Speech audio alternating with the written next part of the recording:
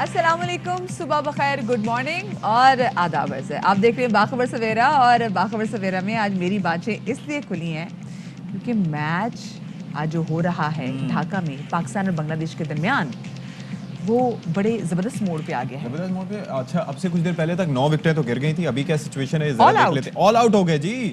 واہ واہ واہ واہ. 87 پہ آل ٹیم آؤٹ ہو گئی اور اس کے بعد اب فالو آن کا شکار ہو گئی ہے ٹیم بنگلہ دیش. اور شیر بنگلہ اسٹیڈیم میں کیا کمال پرفارمنس دکھائی. اچھا سوچیں کہ وہاں پر ان کو اسپنرز کو بال کرانے کا کہا گیا اور ساجد خان نے کیا کمال دکھایا. مطلب سوچے وہ کہہ رہے کہ بنگلہ دیش کی لنکا ڈھا دی. ستی وہ کہہ رہے تھے ہمارا تراہ نکلا ہوا تھا شاہین شاہ افریدی سے. اب یہ ساجد خان کون ہے؟ اب وہ یہ باتیں کر رہے ہیں کہ یہ کون آ گیا ہے کہ جس نے آتے ساتھ ہی بھائی پوری کی پوری گیم ہی بدل دیے. کون ہے ستی؟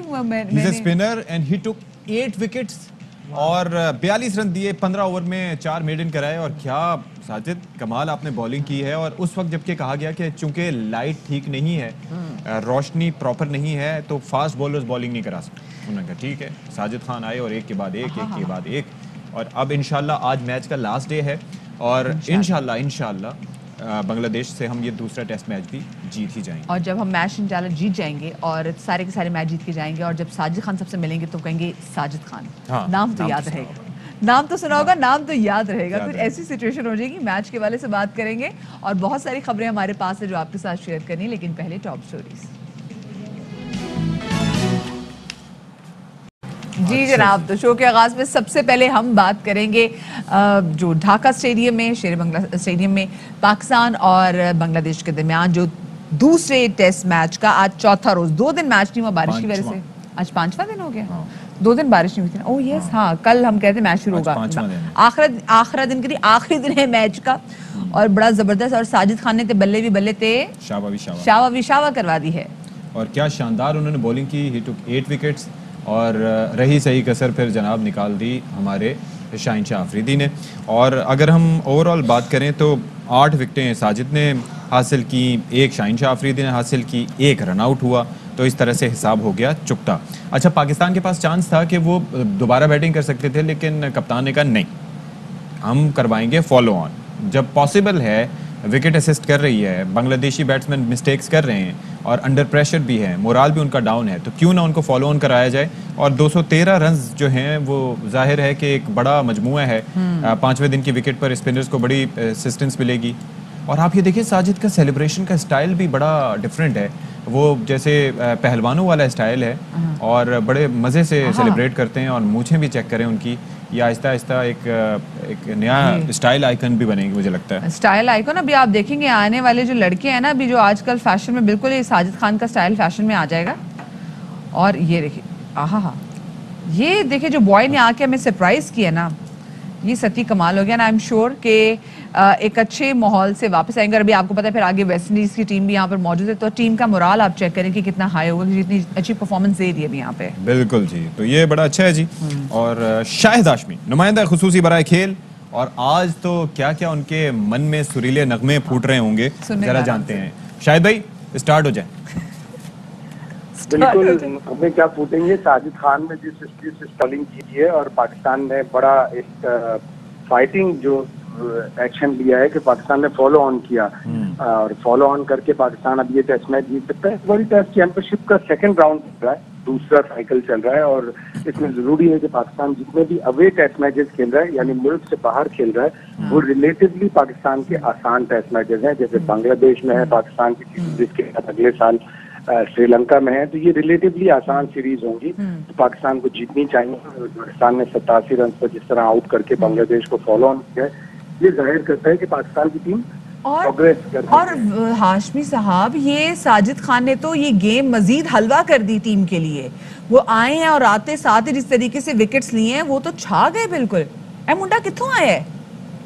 بہت اچھا بالر ہے. اور 2 سال پہلے میں نے ہی توصیف احمد جو آف اسپنر ہے ان سے پوچھا تھا کہ کون لڑکا ہے جس نے 400 کے قریب رن بنائے, تو توصیف بھائی نے بڑی تعریف کی تھی اور کہا تھا کہ یہ اچھا ہے, ضرور آگے آئے گا. بڑا ڈفرینٹ اسٹائل ہے, آف بریک بالر کا اس طرح کا اسٹائل نہیں ہوتا. ایسا لگتا ہے کہ جیسے یہ لیگ اسپن کراتے ہیں اور لیگ اسپن کراتے کراتے ایک دم سے آف اسپن کرتے ہیں, تو اس سے بھی تھوڑا ڈسگائز ہوتا ہے بیٹسمین, دھوکہ آتا ہے اس کو.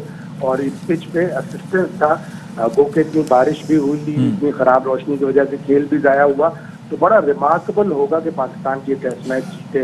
اتنے کھیل کے ضائع ہونے کے باوجود بھی پاکستان ٹیسٹ میچ جیتے. اور اسی طرح ٹیمیں بنتی ہیں, جب آپ بولڈ ڈیسیشن لیتے ہیں تو آپ کی ٹیم بنتی ہے, اور پاکستان کی ٹیم اس صحیح سمت کی طرف جا رہی ہے کہ پاکستان بنے گا T20 میں بھی, ون ڈے میں بھی, اور ٹیسٹ کرکٹ میں بھی. اور یہ اچھا ڈیسیشن ہے, پاکستان یہاں سے ٹیسٹ جیتنا چاہتے ہیں. یقیناً ساجد خان, شاہین شاہ افریدی یہ اچھی بالنگ کر کے پاکستان کو جیتوائیں گے. چلیں جی, زبردست, بہت اچھے, اور امید ہے کہ پاکستان آج کے دن یہ نمٹا دے گا ٹیسٹ میچ, اور یہ بڑی اچھی وکٹری ہوگی, ریئر وکٹری ہوگی, کیونکہ تقریباً 2 دن میچ کے ضائع ہوئے بارش کی وجہ سے, لیکن اس کے بعد پاکستان نے پیس کیا. اچھا, ایک اور چیز بھی, اگر پاکستان پہلے بیٹنگ کر لیتا تو ایک تو اوورز کم رہ جاتے, دوسرا یہ بھی ہوتا ہے کہ اس کے اندر یہ بھی چانس تھا کہ ان کے پاس چیز کرنے کے لیے ایک ٹارگٹ ان کے بنگلہ دیش کے ذہن میں ہوتا ہے کہ 300 بنانے, 350 بنانے, تو وہ ٹرکی ہو سکتا تھا. اب یہ ہے کہ ان کو فالو آن کروایا, جتنے مرضی پہ آؤٹ ہو جائیں, کچھ لیڈ بھی اگر لے لی, ویسے تو ممکنات میں سے نہیں ہے, تو پاکستان ول چیز اٹ انشاءاللہ جی. میچ ہم جیتیں گے, اور جیتے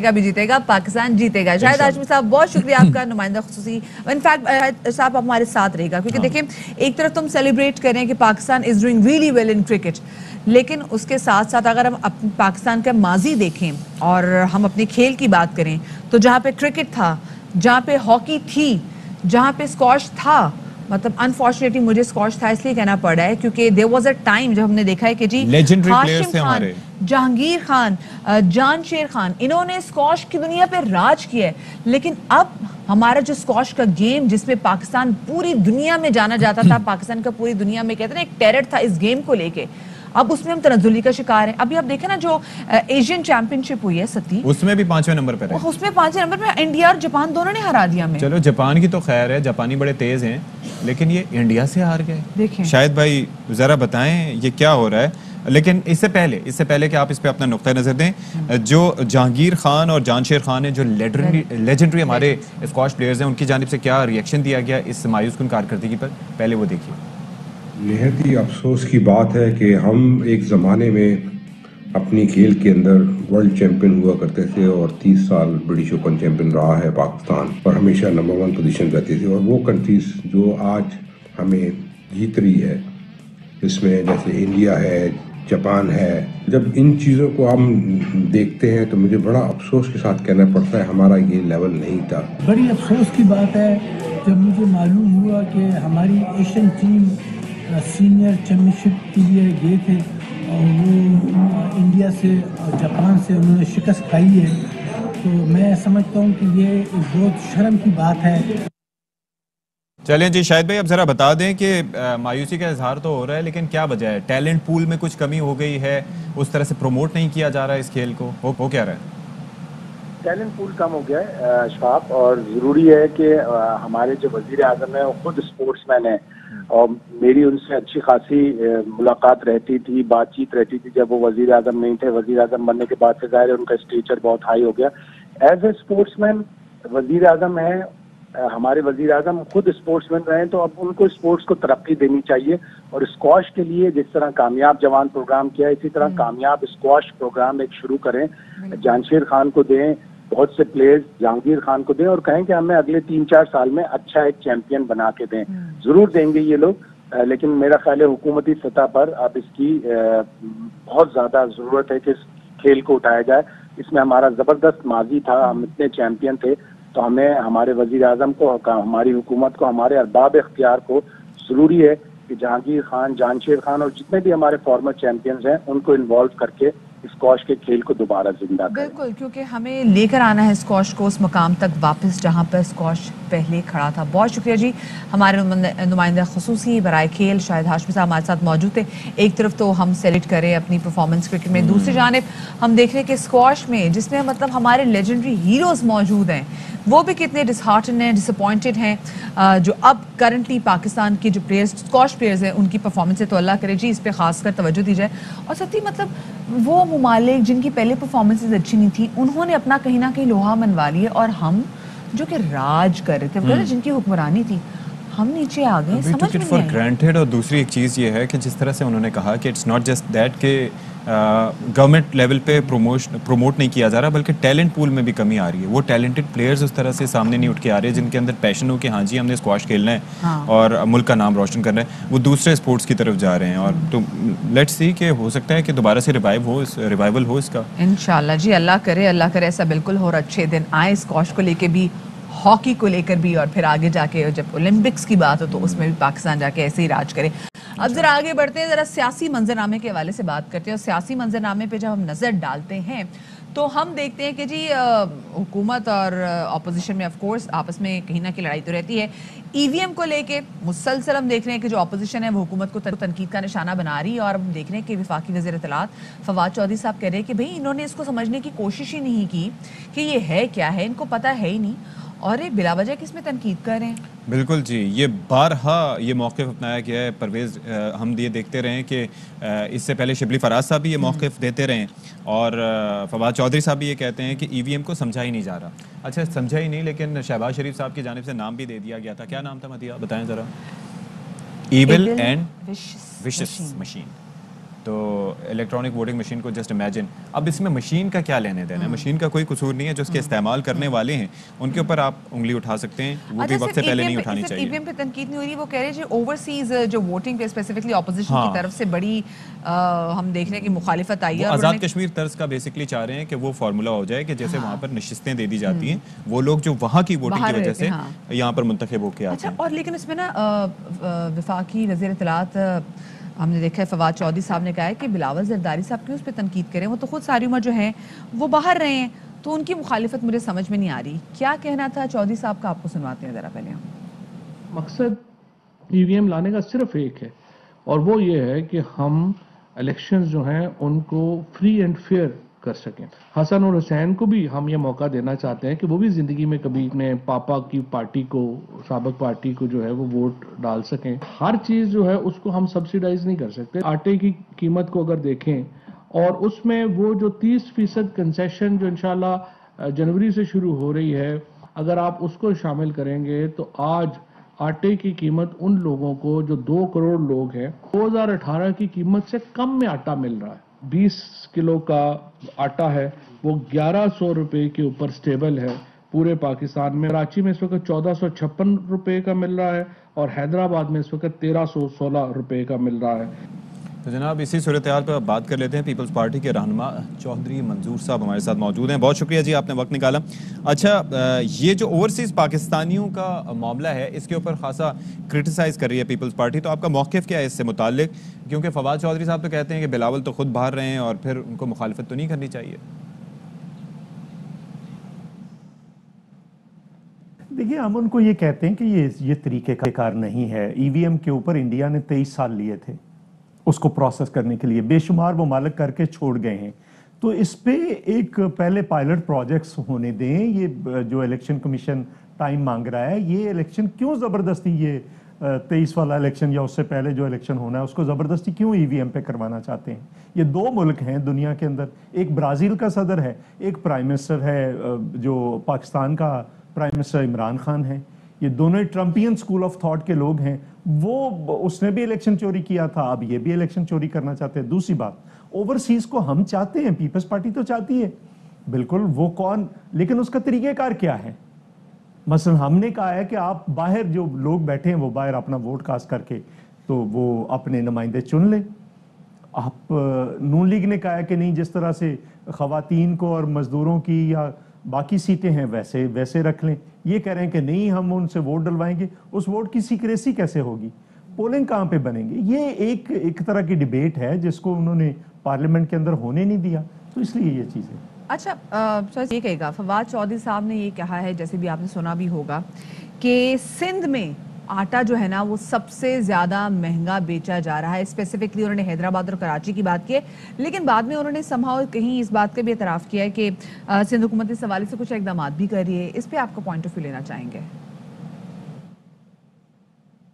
नहीं, देखिए, ये तो अजीब तमाशा है कि पाकिस्तान में 70% गंदम जो है वो सिर्फ पंजाब पैदा करता है, 30% गंदम सिंध, बलूचिस्तान, KPK, कश्मीर और गिलगित बल्तिस्तान पैदा करता है, और ये कहते हैं कि उनकी वजह से महंगा है। मुझे ये बताएं, ये कहते थे बम्पर क्रॉप हुई है गंदम, तो वो गंदम किधर चली गई? अभी गंदम की बुवाई शुरू है, ना खाद मिल रही है, ना डीएपी मिल रही है, ना यूरिया मिल रही है। 9,000 से ऊपर की डीएपी है, जो हमारे दौर में 3500 की थी, नवाज शरीफ के दौर में 4400 की थी। अब यूरिया नहीं मिल रही, सरकारी कीमत 1700 रुपए है, 2200-2500 पे वो फिर भी नहीं मिल रही। अब आलू का और गंदम का सीजन है जिसको यूरिया चाहिए। अब ये अपनी नाकामियां और नाअहलियां छुपाने के लिए इस किस्म की बातें करते हैं। चीनी किसने महंगी की है, घी किसने महंगा किया है, ये सारी चीजें एक आम आदमी से पूछ कर तो देखें। और मैं इस बात को भी नहीं मानता कि 10%, 15%, 20% महंगाई हुई। ये तबकाती मसला है। जो महंगाई गरीब आदमी के लिए है वो तो 100% से ज्यादा है, क्योंकि गरीब आदमी 4-5 चीजें इस्तेमाल करता है। और वो चीजें क्या है, आटा है, चीनी है, घी है, बिजली का बिल है, 1-2 लीटर पेट्रोल उसका, ये सारी की सारी डबल से ज्यादा होना। अच्छा जी, पीडीएम की जानिब से तो अब थोड़ा सा नाम में तरमीम के साथ मार्च का ऐलान कर दिया गया है। महंगाई मार्च अब होगा मार्च को। और अब आप ये बताइए कि आपकी जो जमात है क्या साथ देगी, क्योंकि महंगाई का मामला तो आवाम का भी है। अपोजिशन वो तो नहीं है, अपोजिशन हम भी हैं। हमने तो पहले ही अनाउंस कर दिया है कि इस महीने के अंदर 2 हम एहतजाजी मुजाहरे करेंगे हर ज़िले हेडक्वार्टर पे, और 27 को पाकिस्तान पीपल्स पार्टी फैसला करेगी। उनका महंगाई मार्च है, पता नहीं वो महंगाई को बढ़ाना चाहते हैं कि घटाना चाहते हैं। हम तो शुरू करेंगे तो महंगाई मुकाओ मार्च होगा हमारा, और 27 को हम फैसला करेंगे। और उसमें पाकिस्तान पीपल्स पार्टी अपनी सेंट्रल एग्जीक्यूटिव कमेटी में बहुत अहम फैसले करने। चलें, हम इस चीज़ का इंतजार करेंगे कि 27 को आप लोग क्या फैसला लेते हैं, और महंगाई मुकाओ मार्च आप लोग कब शुरू करेंगे। अच्छा, एक चीज़ बताइएगा, अभी जो पिछले दिनों इलेक्शन हुए हैं हल्का NA 133 में, उसमें पीपल्स पार्टी ने बड़ी अच्छी कारकर्दगी दिखाई है वो, क्योंकि आपके वोट आपको ठीक ठाक वोट मिले। तो इस ये भी एक तरह से आपकी जीत हुई है, क्योंकि लग रहा था पीपल्स पार्टी दोबारा पंजाब नहीं जाएगी। तो अब आगे आप पंजाब में मुस्तकबिल क्या देखते हैं पीपल्स पार्टी का?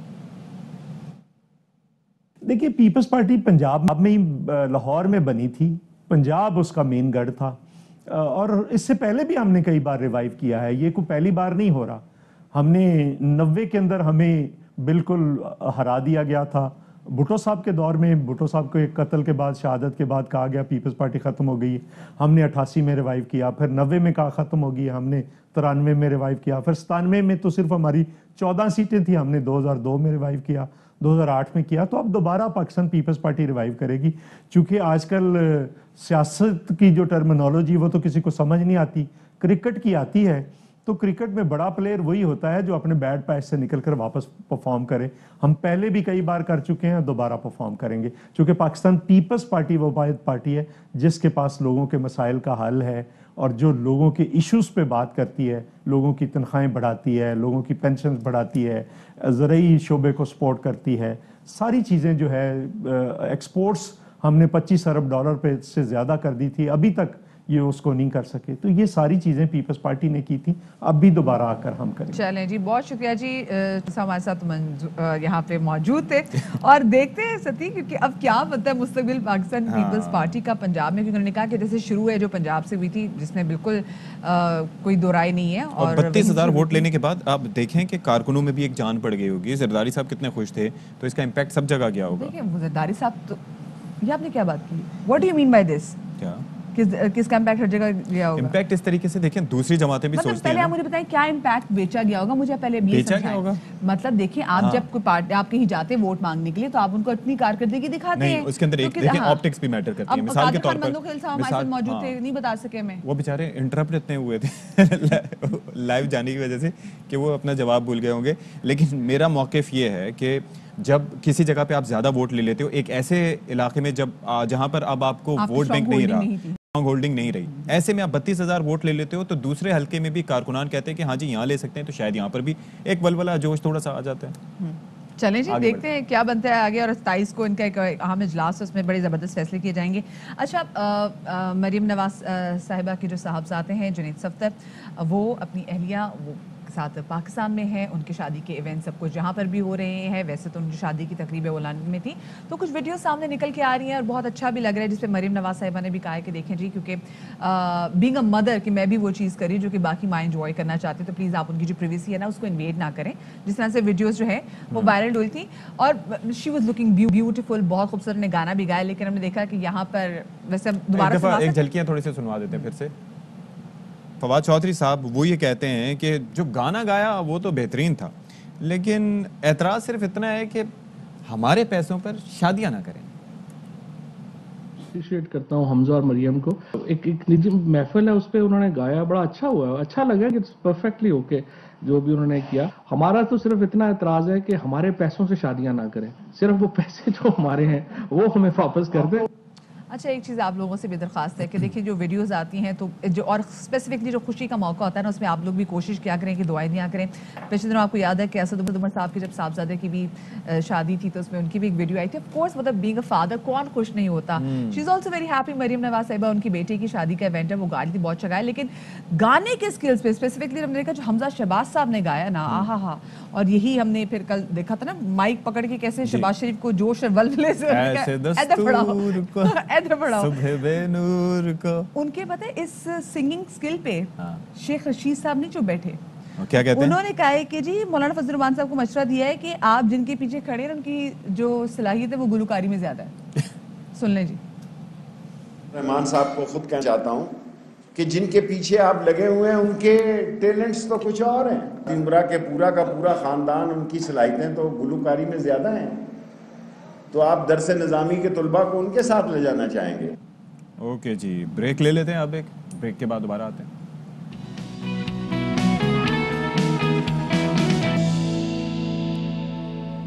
اچھا جی، کراچی پولیس کی ذرا بات کر لیتے ہیں اور امن و امان کی صورتحال کی بات کر لیتے ہیں. کارکردگی پر سوال اٹھتے رہتے ہیں. اچھا وہ سوال جو اٹھتے ہیں ان کی وجوہات کیا ہوتی ہیں؟ بہت سی وجوہات ہیں. ایک تو وجہ یہ ہے نااہلی، کہ آپ جرائم ہو رہے ہیں ان کو روکنے سے قاصر ہیں. لوگوں سے بھتہ وصول کیا جا رہا ہے، لوگ لٹ رہے ہیں، ٹھیلے والے لٹ رہے ہیں، کباڑیے لٹ رہے ہیں، عام شہری لٹ رہے ہیں، اپارٹمنٹس کی بلڈنگ میں جا کے لوگ لوٹ کے پھر آرام سے سکون سے فرار ہو رہے ہیں. اور دوسرا معاملہ یہ ہے کہ جو معصوم شہری ہیں، بالخصوص بچے ہیں، ٹین ایجرز ہیں، ان کی آپ کر رہے ہیں ٹارگٹ کلنگ. تو یہ ایک عجیب ہی صورتحال ہے جو کراچی میں درپیش ہے. بالکل. اور اسپیسیفکلی جو کل نہایت افسوسناک واقعہ پیش آیا کہ اورنگی ٹاؤن نمبر 5 میں ارسلان نامی بچہ جو کہ صرف 14 سال کا تھا، کوچنگ سینٹر سے پڑھ کے گھر واپس آ رہا تھا کہ جی سادہ لباس میں ملبوس پولیس اہلکاروں نے اس کو روکا. آپ مجھے خود بتائیں، ویسے اگر ہم کہیں سے گزر رہے ہوں اور پولیس ہمیں روکے، ٹریفک پولیس بھی روکے، آف کورس ہم رکیں گے. لیکن کوئی سادہ لباس اہلکار ہمیں کہیں، ہمیں کیا پتا ہمیں روکیں گے؟ آپ رکیں گے؟ آپ نہیں رکیں گے. انہوں نے ایسے ہی بچے کو روکا. آپ سمجھیں گے کہ وہ ڈکیت ہیں، وہ کوئی ڈکیت ہیں. اور آپ اگر ڈیوٹی پر ہیں تو اپنی وردی پہن کے باہر نکلیں جی. آپ نے بچے کو روکا، بچہ نہیں رکا. سب کو پتا ہے مگنگ کے واقعات کتنے ہوتے ہیں، یہاں لوٹ کھسوٹ کے واقعات کتنے ہوتے ہیں. اور کچھ ہی دن پہلے نئی 125 دلوائی تھی جی. بالکل. اور وہ جب وہ بچہ نکلا ہے تو گولی ماری ہے. بچہ تو گولیوں کی تاب نہ لاتے وہیں جہاں بھگ ہو گیا. اس کے ساتھ جو دوست ہے وہ شدید حالت میں جو زخمی ہوا. اب یہ سسٹم بتائیں کہ یہ کون سا سسٹم ہے؟ کس نے آپ کو اجازت دی ہے؟ اکثر تو ہم دیکھتے ہیں کہ پولیس سامنے کھڑی ہوتی ہے، آپ کے سامنے ڈکیت آتے ہیں، ڈاکو پوری ڈکیتی کی واردات کر کے چلے جاتے ہیں، ایک گولی تک نہیں آپ چلاتے، آپ جا کے اس کو روکتے بھی نہیں ہیں. اور گولیاں چلاتے ہیں تو کسی اور کو لگ جاتی ہیں، شہریوں کو لگ جاتی ہیں. گولیاں چلاتے ہیں تو وہ شہریوں کو لگ جاتی ہیں، یعنی کہ آپ کے نشانوں کی پختگی بھی ایسی ہے. اور وہ بھی اگر اسٹریٹ اگر آپ نے کرنا بھی ہے تو اس کے لیے گنز اور ہیں نا. آپ 9mm استعمال کریں، آپ بڑی بڑی رائفل سے آپ کر رہے ہوتے تو آپ خود بتائیں کوئی شہری اس کی زد میں آ جا سکتی. تو بہرحال ابھی اسی صورتحال پہ بات کر لیتے ہیں. ہمارے ساتھ نذیر شاہ اسٹوڈیوز میں موجود ہیں. نذیر، یہ کیا ہو رہا ہے؟ مطلب میں تو یہ سوچنے اور سمجھنے سے قاصر ہوں کہ جو ڈکیت ہیں وہ پکڑے نہیں جا رہے، شہری لٹ رہے ہیں، ان کی جان و مال محفوظ نہیں ہے، اور دوسری جانب یہ معاملات چل رہے ہیں کہ شہریوں کو ٹارگٹ کلنگ کی جا رہی ہے ان کی. دیکھیں انتہائی افسوسناک واقعہ ہے. اور سب سے پہلے نہ صرف یہ جو پولیس کے اس طرح کے کارنامے کرنے والے جو اہلکار ہوتے ہیں، یہ محکمے پورے محکمے پہ جو یہ سوالیہ نشان لگا دیتے ہیں، بلکہ ان کی تربیت کا بھی فقدان ہے. یہ چیز بھی واضح طور پر نظر آتی ہے. ماضی میں بھی ہم نے دیکھا، چاہے امیر شیخ ہو، غلام نبی میمن ہو، یا آئی جیز کی طرف سے یہ باقاعدہ ڈائریکشن دی جاتی ہے کہ کوئی بھی اہلکار اگر کہیں پر آپریشن پہ بھی جاتا ہے یا کہیں چھاپہ مارنے بھی جاتا ہے تو وہ وردی یونیفارم پہنے گا. بغیر یونیفارم کے تو چھاپہ مارنے پہ بھی پابندی ہے. اب اس معاملے کے اندر اگر دیکھا جائے تو جو توحید ہے یہ انٹیلیجنس اہلکار ہے. انٹیلیجنس اہلکار کا بیسیکلی کام کیا ہوتا ہے؟ پہلے میں آپ کو یہ بتا دوں. اس کا کام ہوتا ہے علاقے میں کوئی بھی کرائم ہو رہا ہو، آرگنائز کرائم ہو رہا ہو، وائلیشن ہو رہی ہو، جلسہ ہو رہا ہو، جلوس ہو رہا ہو، کوئی ایون کہ آپ سڑک روک کر منگنی مہندی کی تقریب بھی کر رہے ہو تو وہ اس کی ایک رپورٹ بنا کر ایس ایچ او کو دیتا ہے کہ علاقے میں یہی چیز ہوتا ہے. بیسیکلی انٹیلیجنس اہلکار کی رپورٹ پر جو آپریشن پولیس ہوتی ہے وہ اس کا پھر کام اسٹریٹجی ناکوں پر بناتی نہیں ہے، اس کا کام یہ نہیں ہوتا. اب ہم مان لیں کہ اگر اس کو کوئی مشکوک شخص نظر بھی آ گیا تو پرائیویٹ شخص کے ساتھ، پرائیویٹ پسٹل کے ساتھ انٹیلیجنس اہلکار ان طالب علموں کو روکنے کی کوشش کرتا ہے جو ٹیوشن سینٹر سے آ رہے تھے. 4 روز پہلے ارسلان کو حاجی لیاقت نے نئی 125 موٹر سائیکل دلائی تھی جس پہ AFR 2021 لکھا ہوا ہے. نئی 125 موٹر سائیکل اس ٹائم پہ 2.25 لاکھ روپے کی ہے.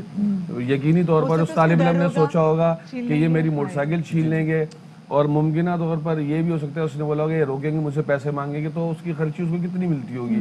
اس طرح کا معاملہ ہوا. لائسنس مانگیں گے 14 سال کے ہاں، بچے کے یہ پاس کیا زخمی لائسنس؟ جو بچہ یاسر ہے، اس نے جو ابتدائی طور پر بیان دیا تھا، اس نے کہا کہ انہوں نے ہمیں روکا، بالکل روکنے کی کوشش کی تو ہم ڈر کر ہم نے موٹر سائیکل بھگائی تو انہوں نے گولی ماری، جو میرے کان کے پاس سے گولیاں گئی، لیکن اچانک سے پیچھے جو ارسلان تھا اس کو وہ گرا تو ارسلان کی جو کمر پہ گولی لگی تھی وہ سینہ چیرتی ہوئی باہر نکل گئے اور وہی جان لیوا ثابت ہوئی ہے. اگلا جو سپیڈ بریکر آیا اس پہ اس کو بھی 2 گولیاں لگی، ایک پیر پہ اور ایک دوسری جگہ پر اس کو گولی لگی، لیکن یہ زخمی حالت میں بھی موٹر سائیکل بھگاتا ہوا چلا گیا. بیسکلی موٹر سائیکل ارسلان کی تھی، چلا یاسر رہا تھا. دوست آپس میں ایکسچینج کرتے رہتے ہیں. 125 کا شوق ہوتا ہے. اگر اس کیس کو آپ 1 لائن میں لیں تو 125 موٹر سائیکل جو ہے ان کی موت کا جو ہے وجہ بن گئی. 125 موٹر سائیکل کو زیادہ تر یہ سمجھا جاتا ہے کہ یہ صرف ڈاکو، مطلب ڈاکوؤں کی پسندیدہ موٹر سائیکل 125 ہے، ٹارگٹ کلر کی پسندیدہ جو گن ہے وہ CF 98 ہے. تو اس طرح ایک سمبل بنا دیا گیا ہے. 125 موٹر سائیکل دے کر انہوں نے ان کو روکنے کی کوشش کی، جو کہ اس کا کام نہیں تھا کیونکہ یہ پرائیویٹ شخص کے ساتھ ایک تھا. زمانے میں کاواساکی بڑی چوری ہوتی تھی. بالکل کاواساکی GTO 125 تو جو پھر ہوتی تھی. کس مجھے بتائیں کس رائٹ کے تحت روکا؟ یہاں تو دیکھیں ہمارے جو اور لا وہ بھی ہے چیز کرتے ہوئے بائک پہ، بائک پہ دیکھیں بائک پہ ہی ہمارے تھے نا تو بائک law پہ ہے، تھے، دونوں بائک پہ تھے. اگر آپ کسی مطلب اپنی موبائل میں بھی موجود ہیں تو اس موبائل پہ بھی اس چیز کا ہونا چاہیے کہ یہ تھانہ درخشاں ٹاؤن کچھ بھی اینی تھنگ پتہ ہونا چاہیے، اس کا نمبر ہونا چاہیے. تو یہ کس قانون کے تحت، یہ کس لا کے تحت، یہ کس رائٹ کے تحت سادہ کپڑوں میں ملبوس گن کے ساتھ، اور آپ کو تو کام ہی نہیں بنتا، آپ اس بچے کو روک رہے ہیں. دیکھیں سادہ لباس اہلکار کی جانب سے کسی کو روکنے کے صرف 2 مقصد سمجھ میں آتے ہیں. یا تو وہ اس علاقے میں جو کہ ناکہ نہیں تھا، کوئی چیک پوائنٹ نہیں تھی، یا تو وہ اس کی موٹر سائیکل چھیننے کی کوشش کر رہے تھے، یا وہ ان کو روک کے ان سے 100 200 500 روپے لیتے اور ان کو جانے دیتے، تھوڑا ڈراتے، کیونکہ انہوں نے دیکھ لیا تھا ایک 14 سال کا ایک 16 سال کا بچہ تھا. اچھا، اب اس کیس سے متعلق جو باقاعدہ جو باضابطہ تفتیش کا آغاز ہوگا وہ آج سے ہوگا. ابھی تک پولیس نے ان کا پراپر بیان نہیں لیا اس توحید کا اور اس کا جو ساتھی عمیر ہے. ان دونوں کو ویسے تو الگ رکھ کے کراس کوشچن کرنے چاہیے. کافی ساری چیزیں بالکل کلیئر ہیں. وہاں سے 4 خول بھی ملے ہیں، ان کو فورینسک کے لیے بھیج دیا گیا ہے. ان کے پاس سے ایک پستول جو بتایا جا رہا ہے کہ ان طالب علموں کا ہے، ایک پستول برآمد ہوا ہے جس کے اوپر نمبر مٹا ہوا ہے، لیکن وہ ہمارے ذرائع کا یہ کہنا ہے کہ وہ جو اس پرائیویٹ جو اس کا ساتھی ہے یہ اس کا پستول ہو سکتا ہے. اس خطوط پر بھی جو پہلے اوپر تفتیش کی جا رہی ہے. نظیر یہ بتائیے گا، یہ دیکھیں کوئی بھی ایسا واقعہ ہوتا ہے نا تو سب سے پہلے ہوتا ہے یہ کہ جو اس علاقے کا SHO ہے نا اس کو معطل کر دیتے ہیں. یہاں بھی وہ ہے، یہ تو رسماً ایک کارروائی ہوتی ہے. اس کا فائدہ کیا ہوتا ہے، مطلب پھر کیا ہوتا ہے؟ دیکھیں اس کا فائدہ یہ ہوتا ہے کہ لیٹ سپوز جیسے آپ کا ایک پروگرام ابھی جیسے چل رہا ہے تو آپ کا جو مین ہیڈ ہوگا وہ آپ کا اس پروگرام کا پروڈیوسر یا ڈائریکٹر ہوگا.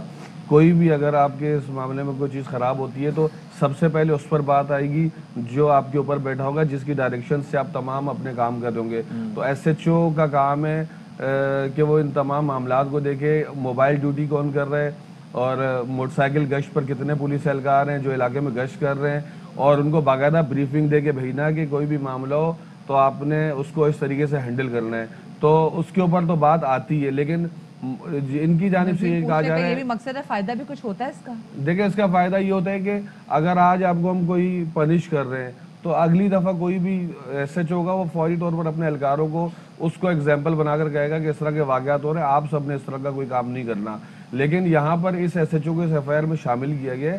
اعظم گوپانگے، ان کو میں بھی جانتا ہوں، مختلف تھانوں میں تعینات رہ چکے ہیں، لیکن ان کی جانب سے یہ ایلیگیشن ہے کہ یہ اس کی ایما پہ 109 جو ہے، ویسے تو اس سیکشن کی اتنی زیادہ ویلیو نہیں ہے، لیکن 109 یہ وہی سیکشن ہے جس پہ ہمارے ماضی میں ذوالفقار علی بھٹو صاحب کو پھانسی ہو چکی ہے. 109 کا مطلب ہوتا ہے معاونت کرنا، یا ان کی ایما پہ یہ کام کیا گیا. انہوں نے ان پہ ایلیگیشن لگایا کہ ان دونوں نے ان کی ڈائریکشن پر یہ کام کیا ہے. اب جو یہ انٹیلیجنس اہلکار ہے توحید اور اس کا پرائیویٹ ساتھی عمیر ہے، آج اس سے تفتیش کی جائے گی, جو اس سے متصل جتنے بھی راستے وہاں کی CCTV فوٹیجز حاصل کی جائیں گی. اچھا, پولیس آج coaching centre very early to سے کہ موٹیوز کیا ہو سکتے ہیں, لیکن ابھی تک کچھ پتہ چل سکا ہے موٹیوز کا؟ دیکھیں موٹیوز جہاں تک اگر مجھ سے پوچھا جائے تو ایسا ممکن ہے کہ یہ سادہ لباس میں تھے, ان کے پاس پستول تھا, انہوں نے ان کو روکنے کی کوشش کی, یہ ان کو اسٹریٹ کرمنل سمجھے, وہ ان کو ڈاکو سمجھے. لیکن بعض اوقات یہ بھی ہوتا ہے نا, آپ کے علم میں ہے کہ کئی پولیس اہلکار بھی اپنے ڈیوٹی ٹائم کے بعد وارداتوں میں ملوث نکلتے ہیں. بالکل ایسا اور ایٹ ٹائمز یہ بھی ہوتا تھا کہ, اور یہ جو سادہ لباس ہیں تو ان کے لیے تو بہت آسان ہے ڈاکوؤں کے روپ میں فرار ہو جانا. دیکھیں صرف جو پولیس کی جو کالی بھیڑ ہیں وہ صرف اس طرح کے کاموں میں نہیں ہے, وہ بہت بڑے بڑے کاموں میں بھی ملوث رہی ہیں, اور گائے بگائے ان کی خبریں بھی آتی رہتی ہیں. منشیات فروخت سے لے کر شارٹ ٹرم کڈنیپنگ تک میں یہ ملوث ہیں. اور اگر یہ تو سادہ لباس تھا تو انہوں نے ان کو ڈاکو سمجھ کر شاید بھاگنے کی کوشش کی ہو.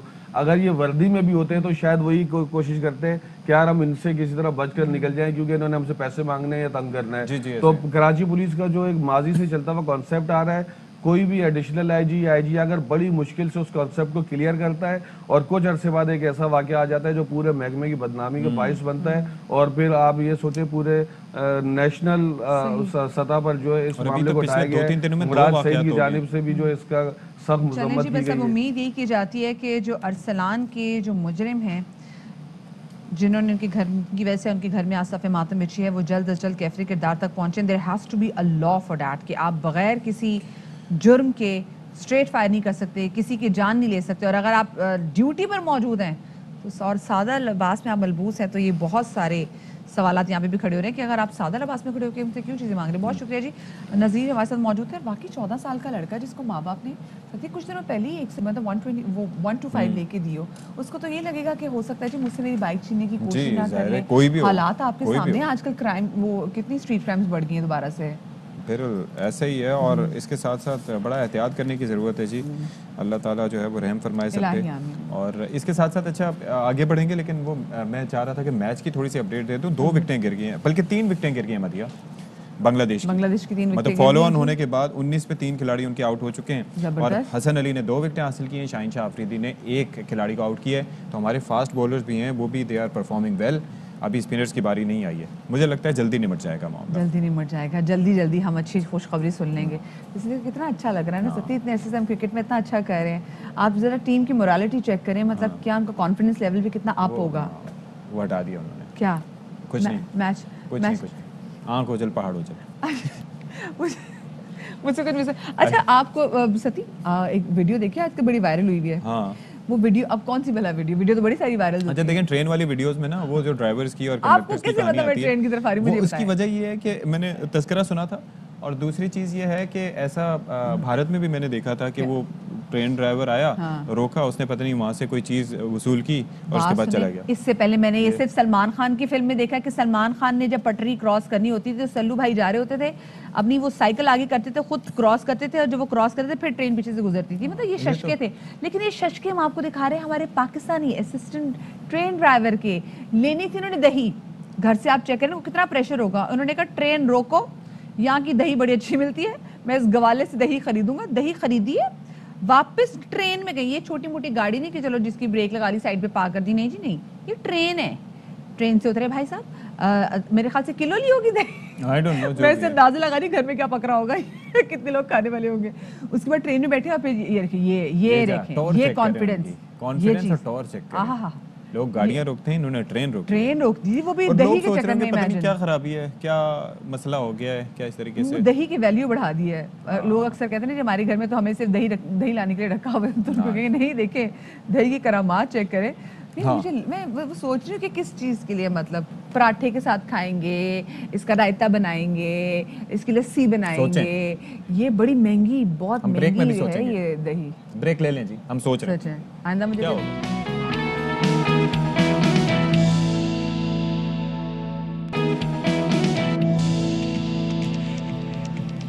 جی جناب. تو welcome back after the break. اور بریک کے بعد ہم آپ کی ملاقات کروانے جا رہے ہیں بلوچستان کی ایک ایسی بیٹی سے جو کہ فٹ بال کی کھیل میں بہت بہت بہت آگے جو ہیں وہ ہم دیکھ رہے ہیں کہ اپنے قدم جما رہی ہیں. نام ان کا جی اقصیٰ پرویز, تعلق ہے ان کا کوئٹہ سے, اور آپ کوئٹہ کے شہر آپ کبھی آپ کو جانے کا اتفاق ہو تو پھر آپ کو پتہ چلے گا کہ ابھی بھی بہت ساری ایسی چیزیں ہیں جو کہ کوئٹہ میں ہونی باقی ہیں اسپورٹس کے حوالے سے بھی. اسپیسیفکلی اگر ہم خواتین کے لیے بات کریں, مطلب کوئٹہ ستی ایک ایسا شہر ہے, معاف کیجیے گا, کہ جہاں پر بچیوں کی پڑھائی ابھی بھی بہت سارے لوگوں کو کنونس پڑھائی بھی اور کھیل بھی. آپ یہ دیکھیں کہ پڑھائی کی بات ہم کرتے ہیں تو کھیل میں تو اور زیادہ کافی محنت کرنے کی ابھی ضرورت ہے, کافی دماغ کھولنے کی, دماغوں کو روشن کرنے کی ضرورت ہے کہ تاکہ مواقع دیے جائیں, لیکن ٹیلنٹ بہت ہے. اچھا, اقصیٰ جو ہے وہ ویسے تو 5 سال سے کھیل رہی ہیں فٹ بال, لیکن 2 سال انہوں نے پاکستان آرمی کی ٹیم کے لیے بھی فٹ بال کھیلا ہے,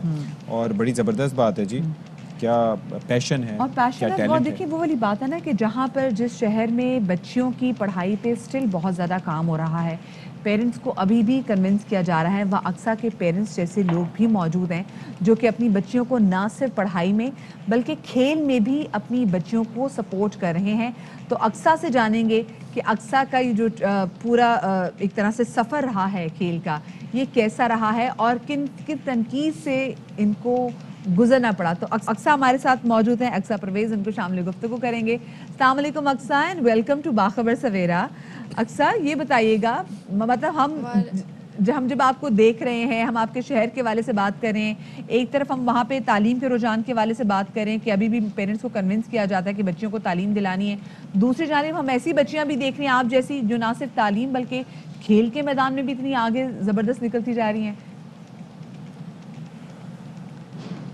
جی, اس کے لیے میں اپنے مطلب پیرنٹس کی شکر گزار ہوں کہ انہوں نے مجھے اتنا سپورٹ کیا, مطلب ہر فیلڈ میں انہوں نے مجھے سپورٹ کیا. ہیٹ تو مطلب لوگ جیسے ہمارا یہاں کا معاشرہ ہے بلوچستان کا, آپ کو پتہ ہے کہ یہاں پہ لوگ اتنی باتیں مطلب اتنی نیگیٹو تھاٹس ہوتے ہیں نا ان کے, اس میں بھی میرے پیرنٹس نے مجھے سپورٹ کیا, تو اس لیے میں آج اس لیول پہ ہوں. شوق کیسے پیدا ہوا؟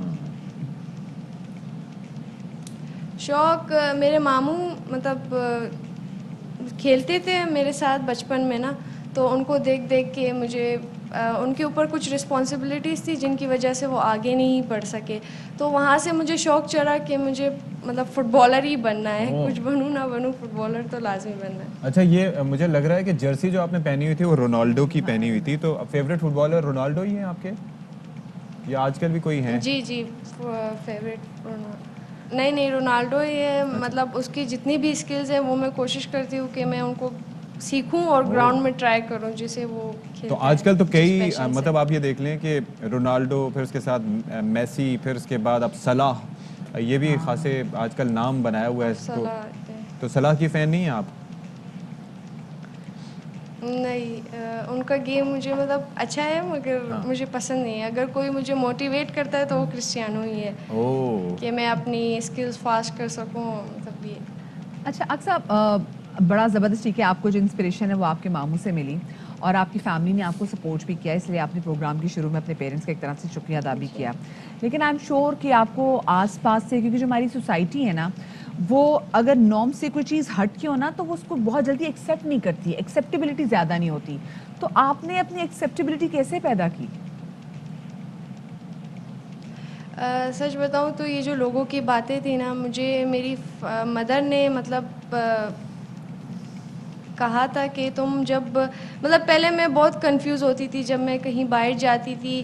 میں بائک بھی چلاتی ہوں تو میں پہلے نا مرفل اور ماسک وغیرہ پہن کے باہر جاتی تھی, تو مجھ میں اتنا کانفیڈنس نہیں تھا لوگوں کو فیس کرنے کا. تو میری ماما نے مجھے اتنا مطلب سمجھایا, بتایا کہ لوگ تو بولتے ہی ہیں, لوگوں کا کام ہے بولنا.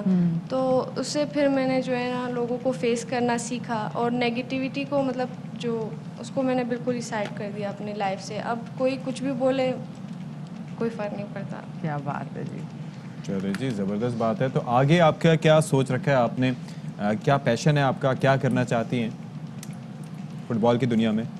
میں تو آرمی ڈاکٹر بننا چاہتی ہوں, اسی کے لیے میری ہارڈ ورکنگ ہے. اچھا, اور ایک فٹ بالر بننا چاہتی ہوں جس کے لیے میری اس سے بھی زیادہ ہارڈ ورکنگ ہے. یعنی کہ بھاگتے دوڑتے آپ علاج کرنا چاہیں گی؟ ریسنٹلی پاکستان پہ بین. جی, بھاگتے دوڑتے آپ علاج کرنا چاہیں گی, مطلب ایسی ڈاکٹر جو کہ بھاگتے دوڑتے علاج کر سکے؟ جی بالکل, زبردست, آن دا گو. اچھا مجھے بتائیے آپ اس وقت کرنٹلی کیا پڑھ رہی ہیں اقصیٰ؟ میں سیکنڈ ایئر کلیئر ہوں اور اب میں AMC میں اپلائی کرنا چاہتی ہوں. اوکے زبردست. تو ساتھ میں پڑھائی آپ کی متاثر تو نہیں ہوتی کیونکہ آف کورس آپ بہت زیادہ ٹائم فٹ بال جو ہے نا وہ بہت زیادہ ٹائم مانگتی ہے, آپ کی پریکٹس سیشنز, آپ کی وارم اپ سیشنز, آپ کی ایکسرسائز, ایوری تھنگ. پر اسے میری 2 سال جب میں آرمی ڈپارٹمنٹ میں مطلب میں نے کھیلا تھا ان کی طرف سے, تو میری 2 سال پڑھائی ڈسٹرب رہی تھی, اس کے بعد تب میں نے ایڈجسٹ کر لیا تھا. صحیح, ٹھیک ہے, چلیں بیسٹ آف لک جی. اکثر پرویز ہمارے ساتھ موجود ہے. اکثر it was so nice to see you, جس طریقے سے آپ ایکسل کر رہے ہیں اپنی اس گیم میں, اور اللہ کرے جی پاکستان سے کیا بلوچستان سے, وزیرستان میں ستی اتنا رجحان ہے, ایک بہت ہی زبردست. آپ اگر آپ یوٹیوب پہ بھی دیکھیں گے تو ڈاکیومنٹری موجود ہے کہ وہاں کے جو بچے ہیں وہ فٹ بال کو کتنا سیریسلی لیتے ہیں, وہ کتنا آگے ہیں, اور آپ کسی بھی انٹرنیشنل پلیئرس کے نام, مطلب ہمیں اس کی صحیح پروننسیشن بھی نہیں آتی ہوگی, ان بچوں کو وہ نام ویسے ازبر ہیں. سو اللہ کرے جی وہاں سے بچیاں بھی آئیں, جیسے ہماری بلوچستان سے بیٹی آگے آئی ہے تو وزیرستان سے بھی ایسے آگے آئیں. اچھا جی, بات ہم ٹیلنٹ کی کریں تو آپ کو بتاتے چلے کہ کامیاب جوان ٹیلنٹ ہنٹ پروگرام میں نوجوانوں نے بھرپور شرکت کی. وزیر اعظم عمران خان نے کی ہے یہ ٹویٹ, اور اپنی ٹویٹ میں انہوں نے کہا ہے کہ اپنے اسپورٹس انفراسٹرکچر میں اصلاحات کر رہے ہیں, مزید میدان بنا رہے ہیں تاکہ پاکستان کو کھیلوں میں عظیم قوم بنا سکیں. بالکل جی, وزیر اعظم عمران خان نے ٹویٹ میں ٹیلنٹ ہنٹ پروگرام کی تقریب کی ویڈیو بھی شیئر کی ہے, اور کامیاب جوان ٹیلنٹ ہنٹ پروگرام میں نوجوانوں نے بھرپور شرکت کی. وزیر اعظم نے ٹویٹ کیا ہے, کہا اپنے اسپورٹس انفراسٹرکچر میں اصلاحات کر رہے ہیں, مزید میدان بنا رہے ہیں تاکہ پاکستان کو کھیلوں میں عظیم قوم بنا سکیں.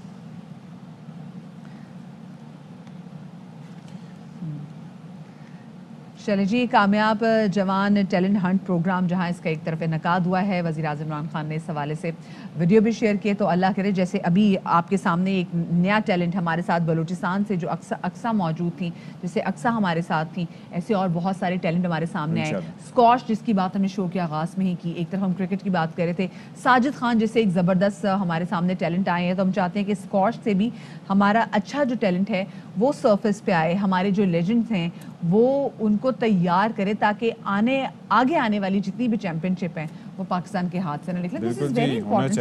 ہاکی میں بھی ستی ہمیں اتنا ہی کام کرنے کی ضرورت ہے, ہاکی ہو, اسکواش ہو, اس کا تذکرہ اس لیے کریں کیونکہ ہم تو چیمپئنز رہ چکے ہیں, اس کے ورلڈ چیمپئن رہ چکے ہیں. بالکل, اور ظاہر ہے کہ آگے بڑھنے کی ضرورت ہے, ٹیلنٹ کو پروموٹ کرنے کی ضرورت ہے, اور اس کے ساتھ ساتھ جناب جب آگے بڑھیں گے تو پھر مشکلات جو ہیں وہ آسان ہوتی جائیں گی. بالکل جی. چلیں جی, چھوٹی سی بریک کے بعد ملتے ہیں.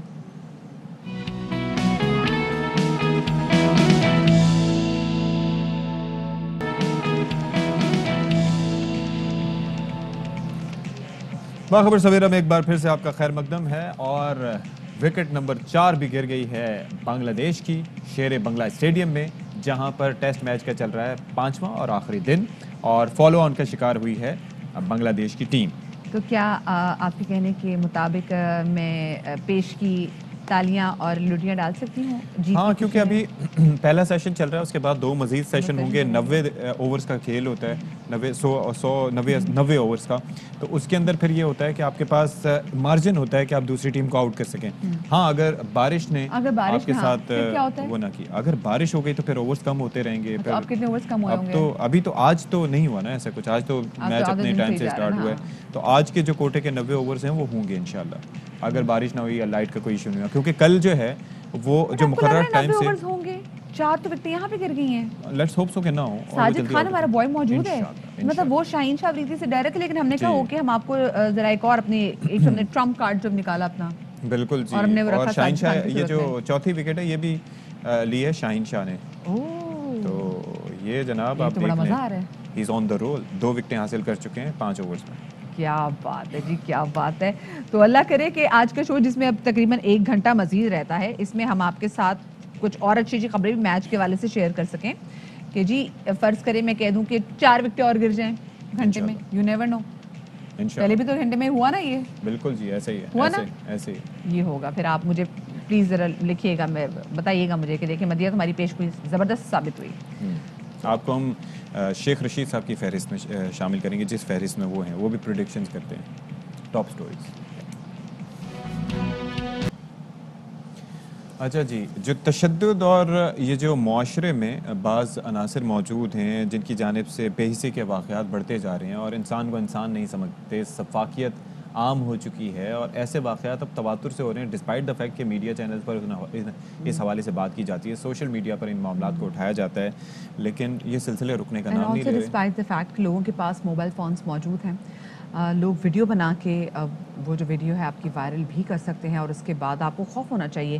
پہلے تو آپ کو ہو رہا تھا کہ اگر ہم کوئی برا کام کریں تو کس نے دیکھا, کیا پتا کون گواہی دے گا کہ ہمارے خلاف, لیکن اب موبائل کیمرہ بھی آپ کے پاس ہے, لیکن اس کے باوجود ہم دیکھ رہے ہیں تواتر سے واقعات ہو رہے ہیں.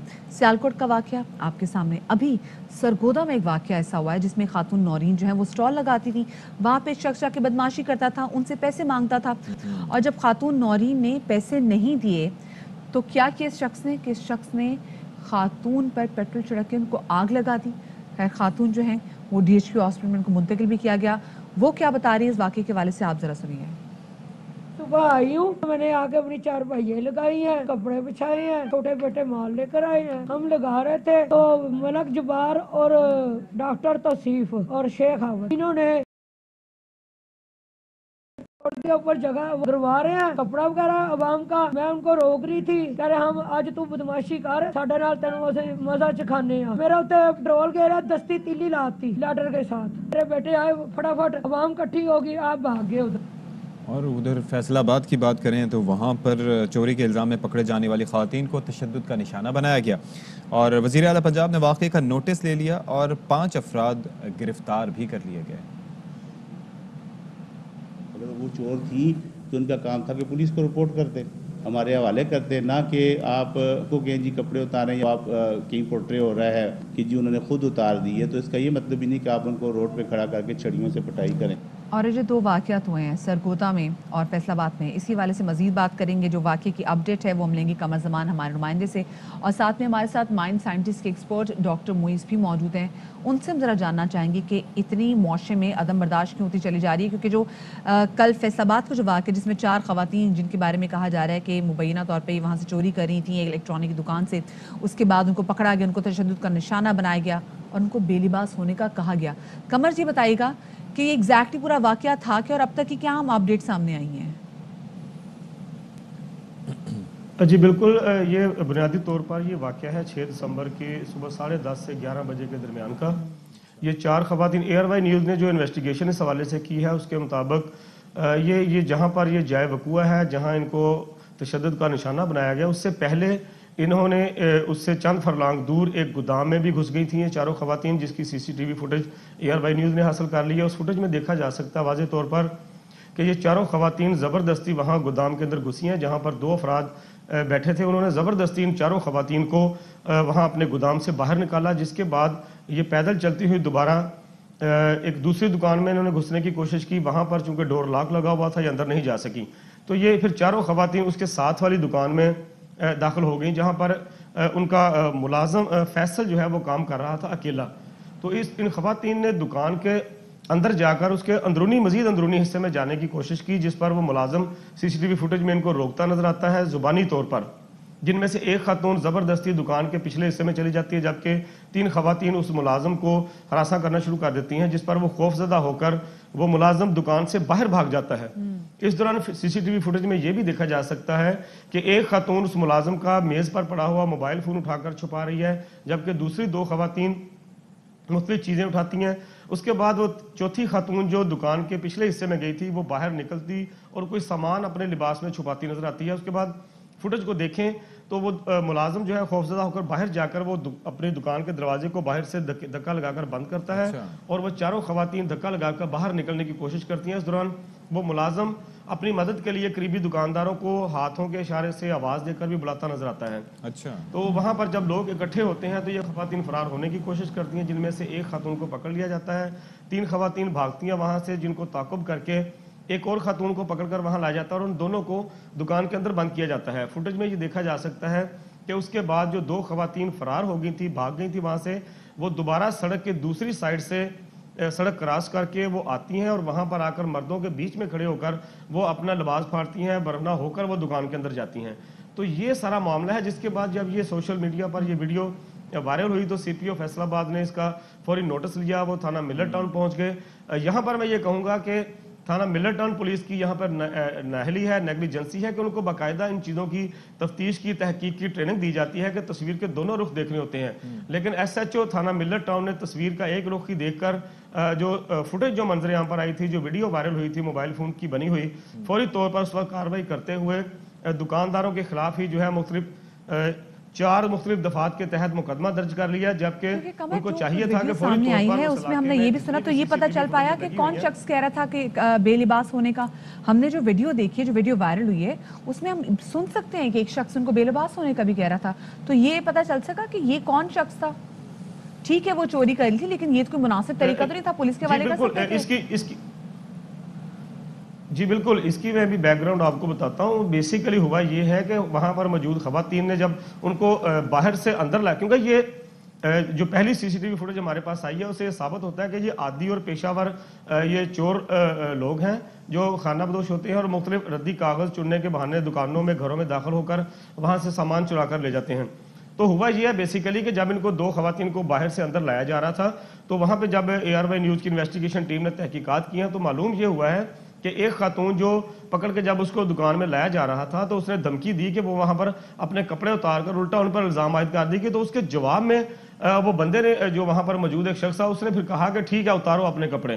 وہ غصے میں اور جذبات میں آ کر اس نے غصے میں یہ اشتعال میں آ کے اس بندے نے کہا، اس نے حکم نہیں دیا تھا اس کو بلکہ اس کے خاتون نے جب دھمکی دی کہ وہ اپنے کپڑے اتار دے گی یہاں پر تو اس کے جواب میں اس وہاں پر موجود شخص نے اس کو کہا کہ ٹھیک ہے بھی اتار لو. تو یہ جو ہے اس کی موبائل فون میں ریکارڈنگ آ گئی جس کو واضح طور پر سنا جا سکتا ہے کہ وہ خاتون کا جو ہے وہ ریکارڈنگ نہیں آئی اس میں، جبکہ مرد کا جواب جو ہے وہ اس میں آ گیا.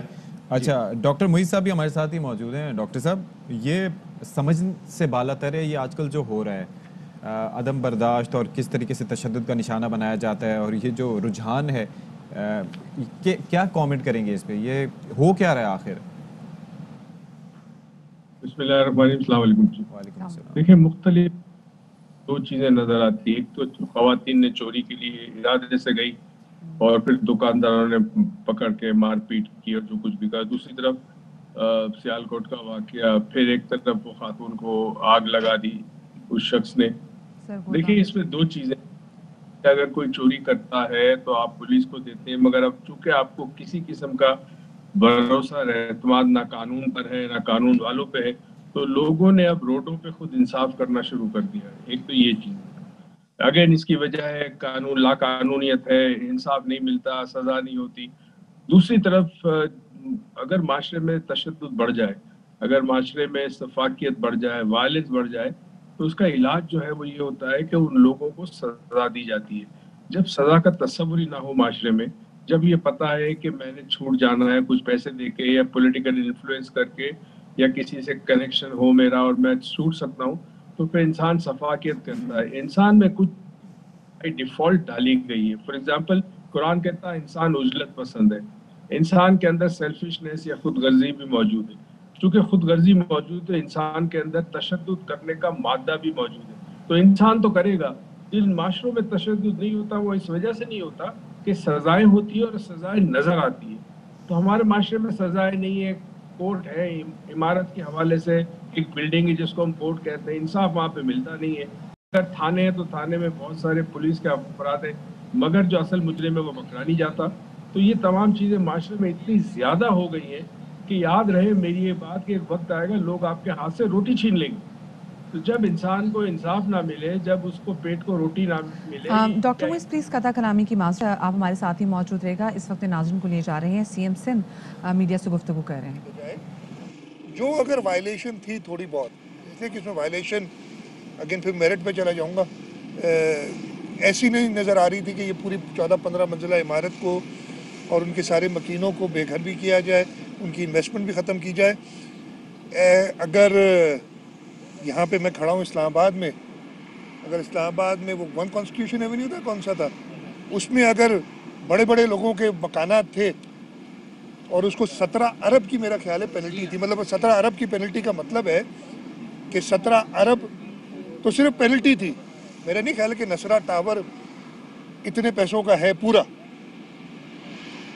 وہ اگر ریگولرائز ہو سکتی ہے، اگر اس شخص کے इस मुल्क के आला तरीन एक ओहदे पे फाइज शख्स की रेगुलराइज हो सकती है, तो ये चीज़, और मैं ये रेगुलराइज की बात कर रहा हूँ, जिन लोगों ने ये गलत अप्रूवल्स दी हैं उनको छोड़ने की बात नहीं कर रहा हूँ मैं, उनको बिल्कुल सज़ा होनी चाहिए। अनफॉर्चुनेटली सुप्रीम कोर्ट ने किसी एक को आइडेंटिफाई नहीं किया। अगर सुप्रीम कोर्ट आइडेंटिफाई कर देती, केस ये काफ़ी अर्सा चला था, बड़ी डिटेल्स में गए थे बातें, आइडेंटिफाई कर देती तो हुकूमत पाबंद होती है। हुकूमत सुप्रीम कोर्ट के ऑर्डर पे चाहे या ना चाहे वो नस्ला टावर गिरा तो रही है ना। और अगर वो कह देते कि जी आप इन्वॉल्व हैं या ए अलिफ बे या कोई इन्वॉल्व है, तो उसमें हुकूमत क्यों नहीं एक्शन लेती? तो इधर ये रहेगी बात। लेकिन as chief executive the province मैं ऑलरेडी कह चुका हूँ कि इसकी इंक्वायरी करके आइडेंटिफाई तो करें, और ये जो वायलेशन है वो कितनी है और इसका कौन जिम्मेदार है। हिस्ट्री में नहीं, बहुत बारी लंबी बात हो जाएगी। ये अगर आप देखेंगे तो ये तो 1950 में पहली लीज हुई, 1957 में दूसरी लीज हुई, 1980 का एक सुप्रीम कोर्ट का, हाई कोर्ट सिंध का केस चल रहा था 2010 में, उस कोर्ट का फैसला आ गया और हाई कोर्ट ने उसे कहा कि जी ये जो एक्स्ट्रा ज़मीन दी गई है ये ठीक है लेकिन इसकी मार्केट प्राइस दें। उसकी अपील चल रही है, अभी तक ये सारी चीज़ें सामने आई नहीं, लेकिन वो गिराने का ऑर्डर दे दिया गया। अब सुप्रीम कोर्ट के हुक्म के हम पाबंद है, और जैसे मैंने कहा हम तो बिल्कुल उन पर एक्शन लेंगे जिन्होंने भी गलत किया। वो निकालना पड़ेगा कि 50 वाला गड़बड़ था, 57 वाला था, वो मसला था जिन्होंने एक रेजिडेंशियल को कमर्शियल अलाउ किया 2007 में, 2004 से 7 में, वो गलत थे। यहाँ जिन्होंने एक आखिरी 77 स्क्वायर यार्ड्स का मसला पड़ रहा है, सिर्फ 77 स्क्वायर यार्ड्स का, वो सर्विस रोड जो मेरे हिसाब से उधर अब उसकी ज़रूरत नहीं, गलत है, जो भी जिसने भी किया उसको सज़ा दी जाए। या ये पूरी 14-15 मंजिला इमारत को गिरा देना चाहिए था। बट जैसे मैंने कहा सुप्रीम कोर्ट के ऑर्डर के सामने हम बिल्कुल पाबंद हैं। हम सुप्रीम कोर्ट के उस ऑर्डर के भी पाबंद है कि 1 कॉन्स्टिट्यूशन एवेन्यू को 17 अरब दे के रेगुलराइज कर दिया जाए। हम सुप्रीम कोर्ट के बनी गाला को रेगुलराइज किया जाए, हम पाबंद हैं। कल को हमारी हुकूमत भी आती है, हम पाबंद हैं सुप्रीम कोर्ट के ऑर्डर के, उसको भी हम नहीं गिरा सकते। और हम सुप्रीम कोर्ट को नस्ला टावर के गिराने के भी पाबंद हैं। इस्लामाबाद में वज़ीर आला सिंध सईद मुराद अली शाह मीडिया से गुफ्तगू कर रहे थे, और इससे पहले हम बात कर रहे थे कि जो हमने सलूक देखा है सरगोदा में कि जैसे खातून बेचारी जो कि मेहनत कश खातून थी, अपना स्टॉल लगाती थी और किस तरीके से वहाँ पे एक शख्स जो है वो उनको तंग करता था, बदमाशी करता था, भत्ता लेता था। जब उसने पैसे भी दिए तो पेट्रोल छिड़क के उनको आग लगा दी। दूसरी जानिब हमने देखा कि फैसलाबाद में जहाँ पर 4 खवातीन जो कि जैसे हमारे नुमाइंदे कमर ज़मान भी बता रहे थे कि किस तरीके से वो चोरी कर रही थी और जो फुटेजेस वो उनके बता रहे थे, और फिर लोगों ने कानून अपने हाथ में लेने की कोशिश की, लोगों ने उनको मारा भी, और उस पर खवातीन का जो रिएक्शन था, उसमें जो खवातीन का रिएक्शन था वो भी हमारे सामने था। और डॉक्टर मुइज़ जो है वो इस पर हमें बता रहे थे, नफ्सियात के वाले से बता रहे थे। डॉक्टर मुइज़, मुझे एक सवाल का जवाब ज़रूर दीजिएगा। हम जो स्पेसिफिकली देख रहे हैं कि आजकल लोगों के अंदर ना अदम बर्दाश्त जो है वो बढ़ता चला जा रहा है। दूसरा ये, हम छोटी छोटी बातों पे कानून अपने हाथों में खुद लेना शुरू कर देते हैं। क्या वजह है इसकी? क्या हमें निज़ामे इंसाफ पर इतना एतमाद नहीं रहा कि हम कहते जी कि हमें पता है कि जी आगे ये काम नहीं होगा, इंसाफ नहीं मिलेगा, अदल नहीं होगा, तो हम खुद ही एक्शन ले लें? देखिए, मैंने आपकी थोड़ी देर, चूंकि जब इंसाफ नहीं मिलता इंसान को, ये माशरे के अंदर है, अगर माजी में जाए यूरोप के अंदर वगैरह, ये हालात रहे लोगों के कि जब इंसाफ नहीं मिलता तो लोग फिर खुद सड़कों पे इंसाफ करता है, तर्जुमानी करता है। अच्छा जी, थोड़ा सा आवाज़ हमें सही नहीं आ रही थी। अच्छा डॉक्टर साहब, अब कुछ बोलिएगा। अच्छा चलें, हम दोबारा आपको कनेक्ट करने की कोशिश करते हैं। कमर तब तक प्लीज़ आप जरा ये बता दीजिएगा कि अब जो फैसलाबाद वाला जो वाक़या हुआ है उस पर पुलिस की जानिब से अब तक क्या मज़ीद तहकीकात हो रही हैं, क्या कुछ किया जा रहा है? जो ख़वातीन है इस वक्त वो कहाँ हैं? ये जी, पहले तो ये बताता चलूँ कि ख़वातीन की तरफ से इनमें से एक मुतासरा खातून आसिया बीबी जिसने अपना एड्रेस गली नंबर 8 महल्ला रशीदाबाद लिखवाया था। एक तो ये इस एड्रेस पर इन चारों खवातीन में से कोई भी अवेलेबल नहीं है, मौजूद नहीं है, वहाँ से ये गायब हो चुकी हैं, कहीं रूपोश हो चुकी हैं। जबकि इनका जो FIR में फ़ोन नंबर था वो भी अटेंड नहीं हो रहा, कभी वो बंद मिलता है। ये तो इन खवातीन की पोजीशन है। आज मुलजमान को भी जो है थाना मिलर टाउन के इलाका मजिस्ट्रेट की अदालत में पेश किया जाना है। और दूसरी बात रही कि पुलिस की तरफ से अभी तक पेशरफ्त हुई है, इसमें अपडेट ये है कि CPO फैसलाबाद ने भी ये कहा कि अगर दुकानदारों की तरफ से इन खवातीन के खिलाफ कोई दरख्वास्त आएगी तो उस पर कानून की दफात के तहत जो कार्रवाई होगी। अच्छा कमर, अभी एक तक मुझे पुलिस ने चीज क्लैरिफाई जरा कर नई CCTV फुटेज दीजिएगा। आपने यहाँ पर बयान किया कि जो खवातीन ने ये पहले इंस्टिगेट की ये चीज़ कि हम जी अपने कपड़े फाड़ देंगे, इस तरीके से कर देंगे, उतार देंगे, तो उस पर एक शख्स था जिसने कहा कि हाँ बेशक कर दो, यानी कि उसने तंग आके या गुस्से में ऐसा कहा, लेकिन खवातीन का जो जुमला था वो उस तरीके से रिकॉर्ड नहीं हुआ और उन साहब का हो गया। तो ये बात किसके मुंह से पता चली कि उन साहब ने ये बात की थी? इसकी क्या शहादत है? कौन गवाही दे रहा है इस हवाले से? जी, वहाँ पर जो दुकानदार हैं उनका ये कहना है कि जब उनको दुकान के बाहर से दुकान के अंदर ले जाया जा रहा था तो एक खातून जो बाद में जिसको लाया जा रहा था वो बार बार ये धमकी दे रही थी। अच्छा। जिसके जवाब में इश्तिहाल में आकर तो किसी वहाँ पर किसी मौजूद किसी भी शख्स ने जो है ये जुमला बोला है, इरादतन जो है वो उनके कपड़े नहीं उतारेगा। अभी पुलिस इससे मजीद इन्वेस्टिगेशन करेगी, वहाँ पे दुकानदारों के बयानात कलमबंद करेगी, तो उसमें मजीद जो है शहादतें और मजीद बातें जो सामने आएंगी। सही, ठीक है, क्योंकि अभी मजीद इस पे यहाँ पे इन्वेस्टिगेशन होने की भी ज़रूरत है। और साथ में जैसे आपने कहा कि जो खवातीन ने अपना पता दिया था, खवातीन उस जगह पर मौजूद नहीं है, जो नंबर उन्होंने FIR में दर्ज करवाया था उस नंबर पे वो रिस्पॉन्ड भी नहीं करें। डॉक्टर मोइस, ऐसे जो केसेस होते हैं ना, ये हमें बड़े तजज़्ज़ुब में मुब्तला कर देते हैं। हमें बीइंग अ सोसाइटी, ठीक है, अपनी आंखें खोल के रखनी तो चाहिए और हमें इसे one side of the truth नहीं देखना चाहिए, हमें दूसरा साइड भी देखना चाहिए। कितना इंपॉर्टेंट है ये? देखिए, किसी चीज को फैसला करने के लिए या किसी नतीजे पे पहुंचने के लिए दोनों तरफ की बातें जरूरी है। Both side should be known कि दोनों तरफ का मौकफ क्या है। अब यहाँ पे जो केस आप डिस्कस कर रही है 4 औरतों का, इसमें एक चीज तो है कि अगर एक औरत कहती है कि मैं कपड़े उतार दूंगी, अगर मर्द ने रिस्पॉन्ड किया तो उसने खुद नहीं कहा, मतलब वो कह रहा है ठीक है तुम्हारी मर्जी। हाँ। जैसे कोई कहता है मैं ये कर दूंगा तो सामने वाला कहता है अच्छा कर दो, तुम्हारे में हिम्मत है तो यहाँ पे हमें ये देखना होगा कि अच्छा ये बड़ा कॉमन है, बहुत सारी खवातीन इस तरह वीडियो पे आई हैं जहाँ चोरी की गर्ज से जाती हैं, 2 खवातीन होती है, तो ये अगेन इसकी इस चीज के तर्जुमानी करती है कि माशरे में अगर इंसान को बेसिक नेसेसिटी जिंदगी की ना मिले तो फिर वो चोरी की तरफ आता है। अब चोरी एक तो लालच में भी की जाती है जिसकी सजा कुछ और होनी चाहिए, और एक चोरी होती है मजबूरी के तौर पे। तो हमें नहीं पता कि इस खवातीन के साथ क्या था, लालच थी या मजबूरी थी, मगर जो कुछ भी हो दोनों तरफ। लेकिन दीदा दलेरी, डॉक्टर साहब, हम दीदा दलेरी इन खवातीन के जरूर यहाँ पे देख रहे हैं। बहुत शुक्रिया जी। डॉक्टर मोइस माहिर नफ्सियात हमारे साथ मौजूद थे। कमर ज़मान हमारे नुमाइंदे हमें आमत सूरत हाल से आगाह कर रहे थे। और सती ये तो हम वाकई देख रहे थे कि जो हेल्पर्स मौजूद थे शॉप के अंदर, वो लड़का लिटरली वो भी कूद के बाहर गया। जी जी। उसके बाद बाहर लोगों को बुलाते रहे, क्योंकि वाकई ये जो खवातीन है जिस तरीके से अंदर आ रही थी और अंदर मुसलसल घुसी जा रही थी, अगर आपने खरीदना हो तो शुक्र है कैमरास यहाँ पे लगे थे, तो कैमरास का आपको यहाँ पे फायदा तो हो गया कि अब वो अपनी मासूमियत जो अंदर लड़का मौजूद था वो बता सकता है कि नहीं भी मैं बेकसूर हूँ। वरना ये खवातीन जिस तरीके से अंदर आई थी तो ब्लैकमेल भी करती हैं। बिल्कुल जी, ब्लैकमेल करती हैं और ऐसे में फिर जाहिर है कि क्या किया जा सकता है। दोनों एस्पेक्ट्स स्टोरी की दोनों साइड्स देखना बहुत ज़रूरी होती हैं ताकि पता चल सके। अच्छा जी, यहाँ पर एक ब्रेकिंग न्यूज़ आप तक पहुँचा रहे हैं, वो ये है कि पाक बहरिया के एयर डिफेंस यूनिट्स का मिज़ाइल फायरिंग का कामयाब मुजाहरा देखने में आया। Missile obviously surface to air ये मिज़ाइल हैं और तर्जुमान पाक बहरिया के मुताबिक इन मिज़ाइल्स ने अहदाफ को कामयाबी से निशाना बनाया है और ये पाक बहरिया की और तैयारियों का सबूत है।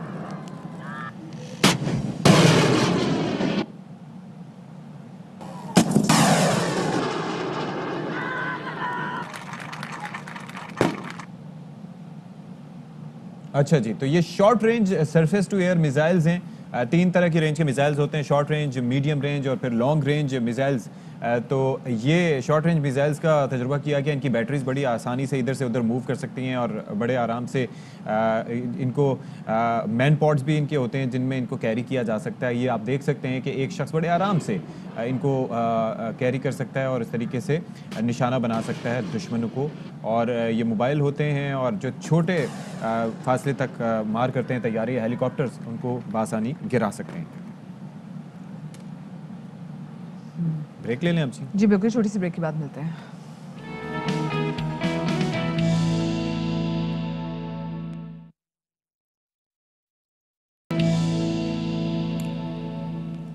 अच्छा जी, वेलकम बैक। अच्छा, मैं समझ रहा था कि महंगाई की वजह से मेरी आंखें धुंधला गई हैं, तो मुझे बताया गया कि आपने ग्लासेस नहीं पहने हुए। जस्ट इमेजिन महंगाई के कितने असरात होते हैं اور مجھے لگ رہا تھا کہ واقعتاً میں وہ اثرات فیل کر رہا ہوں کہ آنکھیں جو ہیں وہ دھندلا گئی. اچھا, مہنگائی کا جن, ویسے ہم ایک ٹرمنالوجی یوز کرتے ہیں کہ قابو سے باہر ہے. قابو کرنا کس کی ذمہ داری ہے؟ حکومت کی, لیکن ہوتا نہیں ہے. اب لاہور میں نان اور روٹی کی قیمتیں بڑھانے کا فیصلہ سامنے آیا ہے. اب آٹا مہنگا ہوگا تو ظاہر ہے گیس مہنگی ہوگی, تو پھر اس کے امپیکٹ بھی ہوگا. تو یہ متحدہ نان بائی ایسوسی ایشن نے, وہ والی نہیں, یہ نان بائی ایسوسی ایشن نے روٹی اور نان کی قیمتوں میں اضافے کا فیصلہ کیا ہے, اور حتمی فیصلہ آج کے اجلاس کے بعد کیا جائے گا. اور بھائی 2 سے 3 روپے فی روٹی تک یہ اضافہ ہو سکتا ہے. اور آٹے کی قیمتوں میں اضافہ بتایا جا رہا ہے. گیس کی عدم دستیابی بتائی جا رہی ہے کہ اس سے لاگت بڑھ گئی ہے. تو یہ سارا کچھ کیوں ہو رہا ہے؟ اور لوگ کس طریقے سے, کہا یہ جاتا ہے کہ 2 وقت کی روٹی, یعنی کہ کوئی آسائش نہ ملے, آپ کو مہنگا ترین کھانا نہ ملے, لیکن روٹی ایک ایسی نیسیسٹی ہے جو کہ آپ تک میسر آنی چاہیے. تو ایسا کیوں ہو رہا ہے؟ وحید عباسی صاحب ہمیں جوائن کر رہے ہیں. یہ متحدہ نان روٹی ایسوسی ایشن لاہور کے سینئر نائب صدر ہیں. تو بہت شکریہ جی وحید عباسی صاحب, آپ نے ہمارے لیے وقت نکالا. یہ بتائیں کہ سیدھا سا سوال, آخر کیوں کر رہے ہیں ایسا آپ لوگ؟ السلام علیکم. وعلیکم السلام. خیریت سے آپ ٹھیک ٹھاک ہیں؟ اشفاق دیکھیں جی الحمدللہ, میں شکر الحمدللہ ٹھیک ٹھاک ہوں. آپ سنائیں ٹھیک ٹھاک ہیں, خیریت سے؟ اچھا جی. آپ نے کہا کہ روٹی مہنگی کیوں ہو رہی ہے, تو دراصل بات یہ کہ روٹی تندور والا مہنگا نہیں کرتے ہیں. ہاں, روٹی جو مہنگی ہوتی ہے وہ آٹا مہنگا ہو جائے, گیس مہنگی ہو جائے, اس کی جو روٹی بنانے میں جو اجزاء استعمال ہو رہے ہیں, یہ جو چیزیں اگر وہ مہنگی ہوں گی تو مجبوری ہے پھر تندور والے روٹی تو مہنگی کرنی ہے. یعنی کہ وحید صاحب آپ سے عرف عام میں کوئی آ کے پوچھے کہ کیوں مہنگائی ہو رہی ہے, تو آپ نے بھی وہی فقرہ دہرانا ہے, پیچھے سے مہنگا ہو رہا ہے سارا کچھ. نہیں سر, پیچھے سے ہم نے فکرہ تو نہیں دہرانا ہے. آپ کو نظر آ رہی ایک چیز کہ آٹے کا توڑا اگر 860 کا تھا اور وہ 1100 کو ہو جائے اور 1150 کو ہو جائے, تو یہ تو آپ نہیں کہیں گے کہ پیچھے سے ہو رہا ہے. جو ہو رہا ہے وہ سامنے نظر آ رہا ہے. آن دا بورڈ آپ کو ہر چیز ایک سامنے نظر آ رہی ہے. یا تو کوئی چھپائی ہوئی چیز ہو, آٹا ہر ایک دکان پہ ملتا ہے, ہر بندہ خریدتا ہے, اس کو پتہ لگ رہا ہے کہ میں پہلے کتنے کا لے رہا تھا, اب کتنے کا لے رہا ہوں.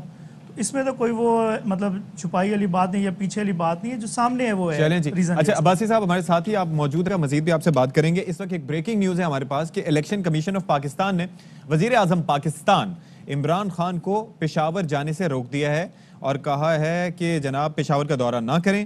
تو یہ ریجنل الیکشن کمشنر کی جانب سے وزیر اعظم کے نام خط اس سے متعلق لکھ دیا گیا ہے, اور زاہد مشوانی ہمیں تفصیلات دیں گے. تو زاہد بتائیے گا کیوں روکا گیا آخر وزیر اعظم صاحب کو؟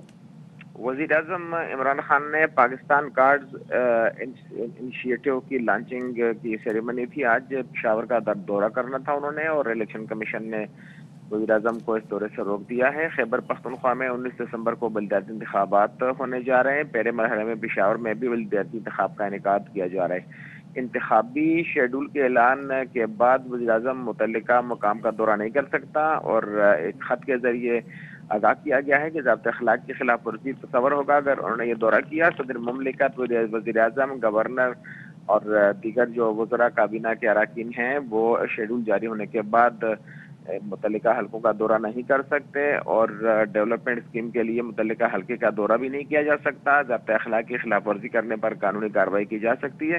الیکشن کمیشن نے کہا ہے کہ الیکشن ایکٹ کے 233 اور 234 شق کے تحت کارروائی الیکشن کمیشن حق رکھتا ہے. نوٹس جو جاری کیا گیا ہے اس میں بھی یہ کہا گیا ہے کہ ضابطۂ اخلاق کی پاسداری کی جائے. الیکشن کمیشن نے وزیر اعظم کو یاد دہانی کرائی ہے کہ انتخابات جو بلدی انتخابات خیبر پختونخوا میں ہو رہے ہیں اور پشاور میں ہو رہے ہیں, اس کے لیے باقاعدہ ایک جو ضابطۂ اخلاق ہے وہ بھی جاری کیا گیا ہے, اور یہ کہا گیا ہے کہ جب تک انتخابی عمل مکمل نہیں ہوتا صدر وزیر اعظم دورے نہیں کر سکتے. اچھا جی, بہت شکریہ. زاہد مشوانی ہمیں بتا رہے تھے کہ بلدیاتی انتخابات کا انعقاد کیا جا رہا ہے, اور ایسے میں متعلقہ مقام کا دورہ کرنا یہ ضابطۂ اخلاق کی خلاف ورزی ہوگا, ایسا کہا گیا الیکشن کمیشن کی جانب سے. اور ریجنل الیکشن کمشنر کی جانب سے خط بھی لکھ دیا گیا ہے وزیر اعظم عمران خان کے نام, اور انہیں روکا گیا ہے کہ آپ نہ جائیں پشاور. تو اب ہم ذرا آ جاتے ہیں جی, اور اس سے پہلے کیا بات کر رہے تھے آٹے کے معاملے کے بارے میں بات کر رہے تھے. ابھی جو بڑا تھیلا جو آٹے کا جو آتا تھا 850 کا ستی, اب وہ 1100 کا آٹے کا تھیلا مل رہا ہے. ایک طرف تو لوگوں پہ یہ جناب عذاب کہ جس کی بمپر کراپ ہوئی تھی اس کی قیمت زیادہ مل رہی ہے. ابھی ہم دیکھ رہے تھے جی نان بھائی ایسوسیشن والوں نے کہا کہ جی وہ آج کیونکہ ان کی امپورٹنٹ میٹنگ ہے, اس کے بعد پتہ چلے گا کہ روٹی نان وغیرہ اس کی قیمت بڑھ جائے گی. اور وحید عباسی صاحب کہتے ہیں جو اجزاء اس میں ایڈ کیے جاتے ہیں ان کی قیمتیں بڑھ رہی ہیں, اور وہ ہمارے ساتھ موجود بھی ہیں. یہ وحید عباسی صاحب یہ بتائیے کہ مطلب کیا اجزاء بڑھے ہیں, اور ایسے کون سے اجزاء ہیں لاہور والوں کے پاس جو کہ باقی صوبوں والوں کے پاس وہ اجزاء نہیں ہیں اور وہ نہیں بڑھا رہے؟ دیکھیں لاہور میں اس ٹائم بھی روٹی جو ہے وہ باقی پاکستان میں اگر کہیں بھی آپ دیکھیں تو اس کے مقابلے میں روٹی کا ریٹ کم ہے. اسلام آباد میں اس ٹائم روٹی 15 روپے کی اور نان 18 روپے کا بک رہا ہے, اور باقاعدہ گورنمنٹ نے نوٹیفیکیشن کیا ہے. لاہور میں گیس کی کمی ہو جاتی ہے, ایل پی جی استعمال کی جاتی ہے, اور ایل پی جی کا ریٹ جو ہے اس ٹائم آسمان کو چھو رہا ہے. گورنمنٹ نے کہیں بھی چیک اینڈ بیلنس کا کوئی سسٹم نہیں رکھا ہوا ہے. فائن کی قیمت جو ہے وہ 4800 سے 6300 روپے چلی گئی. 4 کلو فائن کم کر دیا بوری میں سے.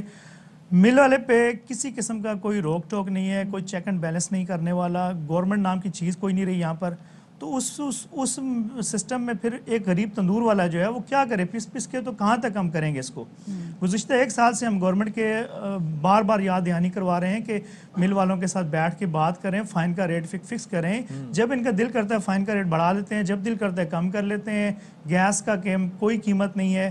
تو یہ جو جب تک یہ سارا سسٹم ایک سسٹم پہ نہیں آئے گا اور گورنمنٹ اس کو کنٹرول نہیں کرے گی تو نان روٹی کا ریٹ ہم کس طرح اپنا نیچے رکھ سکیں گے. اچھا وحید صاحب یہ بتائے گا, عمومی طور پہ ہم نے ہمیشہ یہ دیکھا ہے کہ آپ لوگوں کی جانب سے, اور چاہے وہ دودھ والے بھی ہو کوئی بھی ہو, تو کہتے ہیں جب ہم ویسے حکومت سے بات کرتے ہیں تو بات کرنے کے لیے آتا نہیں ہے, لیکن جب ہم پرائس بڑھانے کی بات کرتے ہیں تو فوراً ہی حکومت کی جانب سے ہم سے رابطہ بھی کیا جاتا ہے. تو کیا اگر پرائس بڑھانے کی بات کی جا رہی تو کہیں پس پردہ یہ بات تو نہیں ہے آپ لوگوں کے مائنڈ میں بات تو نہیں کہ ہاں اب فائنلی حکومت آئے گی ہم سے بات کرے گی, یا پھر آپ سچ میں کرنے جا رہے ہیں یہ؟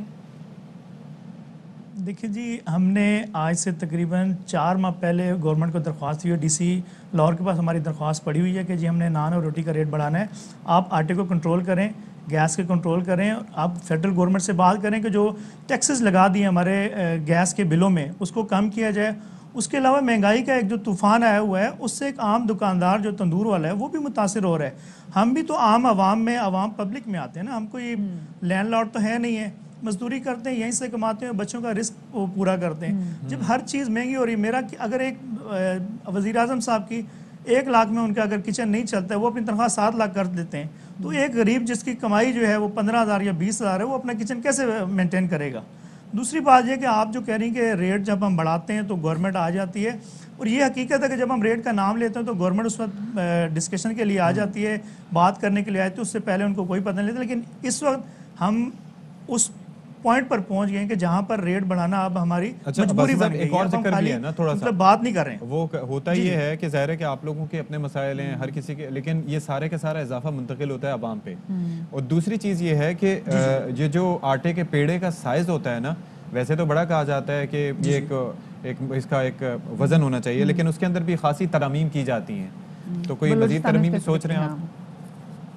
نہیں, یہ دیکھیں آٹے کے وزن میں کوئی ترمیم نہیں ہوتی ہے. جو پیڑا ہوتا ہے 125 گرام کا پیڑا ہے, وہ 100 گرام کی روٹی, 105 گرام کی روٹی, آپ کہیں بھی جا کے اس کو چیک کر لیں.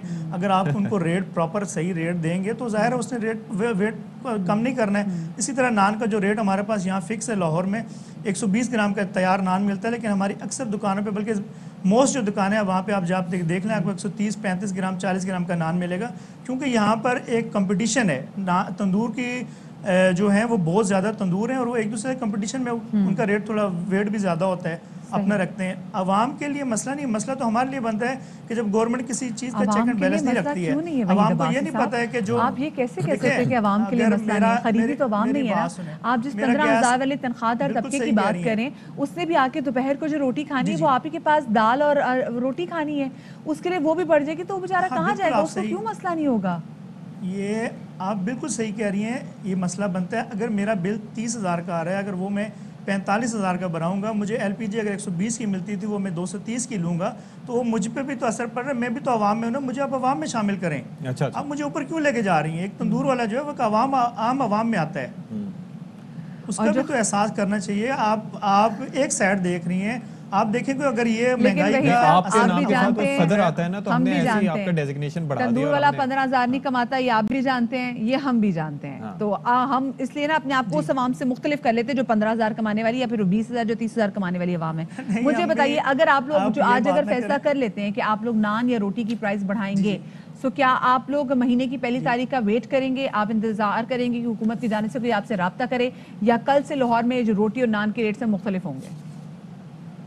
دیکھیے یہ تو آج بیٹھ کے انشاءاللہ ہمارا فیصلہ ہوگا، اور ہم امید کریں گے کہ اگر یہ جس طرح یہ ابھی ہم نے 2 دن پہلے یہ میٹنگ کا اعلان کیا اور ہلچل ایک میڈیا پہ بھی مچ گئی، آپ لوگ کا شکریہ کہ آپ اس چیز کو ہائی لائٹ کرتے ہیں. تو وزیر اعظم بھی اس کا نوٹس لیتے ہیں، ان کے کان پہ جوں رینگنا شروع ہو جاتی ہے، وزیر اعلیٰ بھی نوٹس لیتے ہیں. ہم چاہتے ہیں کہ عوام پر بوجھ نہ پڑے، لیکن ہمارے بارے میں بھی تو کچھ سوچیں کہ جو ہم پس رہے ہیں. ایک ہمارا تندور والا عام، آپ جیسے کہہ رہے ہیں کہ صدر اور اس کو علیحدہ کر لیں، تو یہ ایک عام تندور والا ہے جو بیچارہ آٹا ادھار لیتا ہے اور وہ قرض دار ہوتا جا رہا ہے، قرض دار در قرض دار، وہ مر جاتا ہے، اس کا آگے اولاد قرض اتارتی ہے. تو اس کے بھی تو بارے سوچیں کچھ. ایک مل والا مل لگاتا ہے، وہ 2 سالوں میں 4 ملوں کا مالک ہو جاتا ہے. تندور والا ایک تندور لگاتا ہے، اس کے جب بچے آتے ہیں اس کا قرض وہ اتار رہے ہوتے ہیں. ٹھیک ہے، بہت شکریہ آپ کا بھائی باسی صاحب. تو بہرحال خطرے کی گھنٹی ہے، لاہور میں مہنگا ہونے والا ہے آٹا تو مہنگا ہو چکا ہے، بلکہ روٹی مہنگی ہونے والی ہے. اور ویسے تو عباسی صاحب نے بتا ہی دیا، لیکن آج کے اجلاس کے بعد پھر بتایا جائے گا کہ کتنے بڑھنے ہیں پیسے. تو پتہ کیا ہوتا ہے، پنجاب میں سب سے زیادہ گندم کاشت کی جاتی ہے. جی، تو پنجاب کے اگر لوگوں کے لیے دیکھا جائے تو تھوڑا بہت چلے ریلیف ہو جائے گا، جو آپ ٹرانسپورٹیشن کے پیسے بھی اس میں ایڈ نہ کریں. ہاں جی، وہاں پہ جو چیزیں ایسے ایڈ ہوتی جائیں گی تو لوگوں نے کہاں جانا ہے، ایسے ہی اور آپ اپنا مقابلہ 15,000 والی تنخواہ والے لوگوں کے ساتھ نہ کرو تو بہتر ہوگا.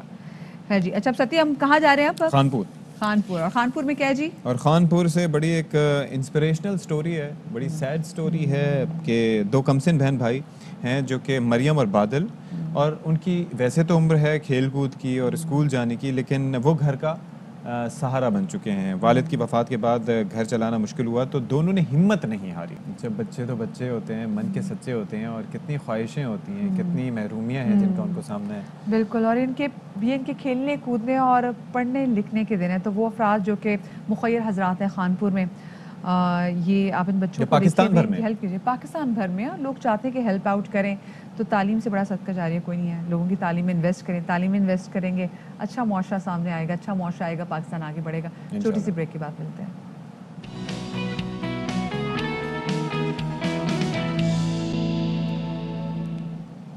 جی جناب، تو اب کیا ہے تذکرہ؟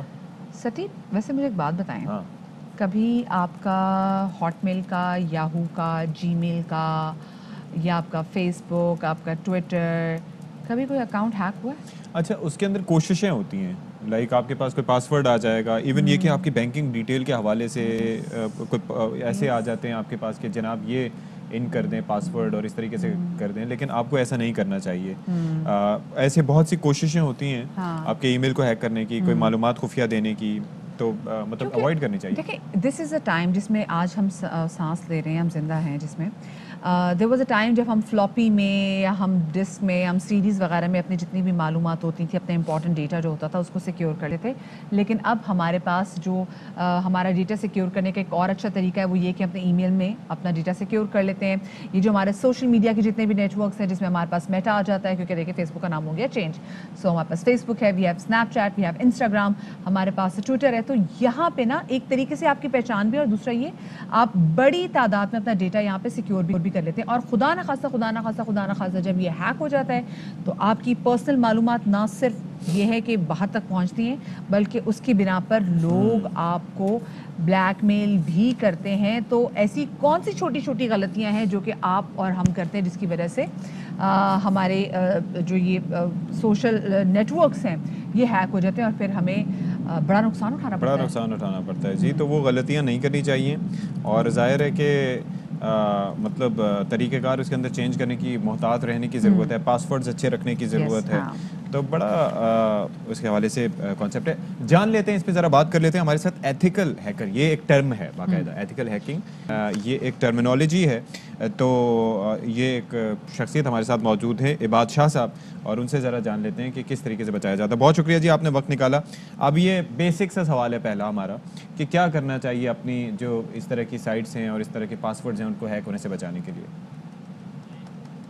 اس کے بہت سارے طریقے ہیں. ایک سب سے بڑا طریقہ یہ ہے کہ آپ جتنے بھی سوشل میڈیا اپلیکیشن یوز کرتے ہیں اس کے لیے آپ اپنی ایک سیپریٹ آئی ڈی رکھیں, اور آپ نے جتنے پرسنل مطلب آپ نے کسی کو سی وی بھیجنی ہے, آپ نے کسی سے کمیونیکیشن کرنی ہے ای میل کے تھرو, اس کے لیے آپ اپنا جو ای میل ایڈریس ہے وہ ڈفرینٹ رکھیں. دوسری بڑی چیز یہ کہ ہر سوشل میڈیا اکاؤنٹ کے لیے ڈفرینٹ سیکیورٹی کنٹرولز یا اس کے ایسے جو ہے تو وہ ایسی کچھ ریکوائرمنٹس ہیں جس کو اگر آپ فلفل کرتے ہیں تو آپ کا جو سوشل میڈیا اکاؤنٹ ہے وہ ہیک ہونے سے بچ سکتا ہے. جیسے میں آپ کو واٹس ایپ کی بات کرتا ہوں, واٹس ایپ کے اندر ایک فیچر ہے, اگر آپ اس کے اندر وہ پن کوڈ یوز کرتے ہیں تو اگر آپ کا کوئی واٹس ایپ ہیک کرنے کی بھی کوشش کرتے ہیں تو وہ پھر بھی آپ سے پن کوڈ مانگے گا, کیونکہ اگر آپ کے پاس وہ پن کوڈ ہوگا تو اسی کو آپ یوز کر سکیں گے. ادر دین دیٹ اگر کسی اور کے پاس وہ پن کوڈ ہوگا اس کو نہیں استعمال کر سکے گا. اسی طریقے سے فیس بک میں آپ جب اپنا موبائل نمبر یوز کرتے ہیں, موبائل نمبر یوز کرنے کے بیس پہ جب بھی آپ کسی نئی لوکیشن سے یا نئے ڈیوائس کے ساتھ لاگ ان کرتے ہیں تو اس کے بیس پہ وہ آپ کو ایک ایس ایم ایس پہ 4 ڈیجٹ کا یا 5 ڈیجٹ کا ایک کوڈ بھیجتا ہے, آپ وہ کوڈ یوز کرتے ہیں اور اس کے بعد فیس بک اپنا اوپن کرتے ہیں. اچھا ایک بتائیے گا, بہت سارے لوگوں کو تو پتہ نہیں ہے کہ جس سوشل میڈیا بھی استعمال کرنے کے جو نیٹ ورکس ہم استعمال کر رہے ہوتے ہیں ان کے بھی کچھ آداب ہوتے ہیں, وہ ذرا ہمارے ساتھ شیئر کریں کہ ہم کیا کیا غلطی کہاں کر رہے ہوتے ہیں. سوشل میڈیا استعمال کرنے کے لیے سب سے بڑی چیز تو آپ کو یہ ذہن میں رکھنا چاہیے کہ آپ اپنا کوئی پرسنل ڈیٹا سوشل میڈیا پہ نہ یوز کریں, نہ اس کو پلیس کریں. فار ایگزامپل آپ کہیں برتھ ڈے پارٹی پہ جاتے ہیں, آپ پکچرز لیتے ہیں اور آپ پکچرز اپنے سوشل میڈیا پہ پوسٹ کرتے ہیں اسی ڈیٹ کے ساتھ. تو جو بھی بندہ جو آپ کے سوشل میڈیا پہ نظر رکھ رہا ہوگا, کوئی بھی ہو سکتا ہے اس میں, مطلب اگر آپ کو کوئی ہیک کرنے کی انٹینشن سے نہ بھی دیکھتا ہو, کوئی ایسا اسٹرینجر جس کو آپ اپنی ڈیٹ آف برتھ نہیں بتانا چاہ رہے ہوں یا اپنی ڈیٹ آف برتھ جو ہے کنسیل کرنا چاہ رہے ہوں, تو اس کو بھی اس سے اندازہ ہو جاتا ہے کہ آپ کی ڈیٹ آف برتھ کیا ہے. اسی طریقے سے آپ روزمرہ کے جتنے بھی ہم لوگ سوشل میڈیا پہ پوسٹ دیکھتے ہیں تو لوگ گریجویٹ ہو جاتے ہیں, گریجویٹ ہونے کے بعد اپنی ڈگری کی پکچرز لگاتے ہیں, اپنے آفیسز کی پکچرز لگاتے ہیں. تو ان کے آفیسز کے بیک سائڈ پہ اگر آپ دیکھیں کبھی کبھار ایسے بھی ہوتے ہیں کہ ٹیبل کے اوپر کچھ اسٹکی کیز لگے ہوئے ہوتے ہیں, کبھی کبھی اس کے اوپر کچھ لکھا ہوا ہوتا ہے, جس سے کافی چیزیں جو ہے تو وہ اگر آپ کا سوشل میڈیا اکاؤنٹ یا آپ کا کوئی ای میل ایڈریس اگر کوئی ہیک کرنے کی کوشش کرتا ہے تو اس سے بھی کافی سارے کلوز ایسے نکل آتے ہیں جس کے بیس پہ وہ آپ کے آپ کے اکاؤنٹ کو ہیک کرنے کی کوشش کر سکتا ہے یا اس پہ ایٹ لیسٹ ٹرائی کرنے کی کوشش کر سکتے ہیں. بعد ایک تو وہ لنکس آ جاتے ہیں نا ہمارے پاس, ای میل کے ذریعے بھی آتے ہیں, واٹس ایپ پہ بھی آ جاتے ہیں, میسنجر پہ بھی آ جاتے ہیں, تو ان کو کیا کرنا چاہیے, اوائڈ کرنا چاہیے, اور اگر کھولنا ضروری ہو تو کیا اس کے اندر احتیاط کر سکتے ہیں؟ ای میل کے اوپر آپ کے پاس روزانہ کافی سارے ایسے ای میلز آ رہے ہوتے ہیں جن کے اوپر لنکس آتے ہیں. پہلے کافی سارے ایسے لنکس آتے تھے جس کے اوپر آپ سے پوچھا جاتا ہے کہ جی آپ نے $5,000 کی لاٹری جو ہے تو وہ جیت لی ہے, اس لنک پہ کلک کریں.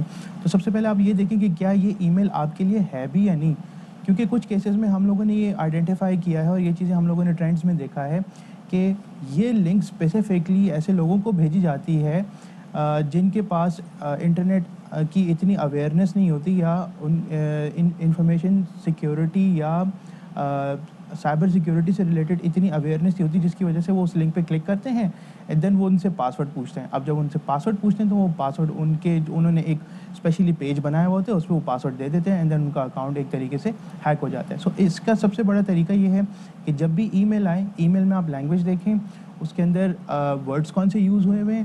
کچھ ایسے کیسز میں ہم لوگوں نے ای میلز دیکھیں کہ اس ای میل کے اندر جو ان کا کانٹیکس ہوتا ہے یا ان کی جو باڈی ہوتی ہے بڑی اگریسو ہوتی ہے. بہت ای میل میں ایسا لگتا ہے کہ جو آپ جس بندے نے ای میل کیا وہ کہہ رہے ہیں کہ فٹافٹ آپ کو اس پہ رسپونڈ کریں, فٹافٹ اس پہ رپلائی کریں یا لنک پہ کلک کریں.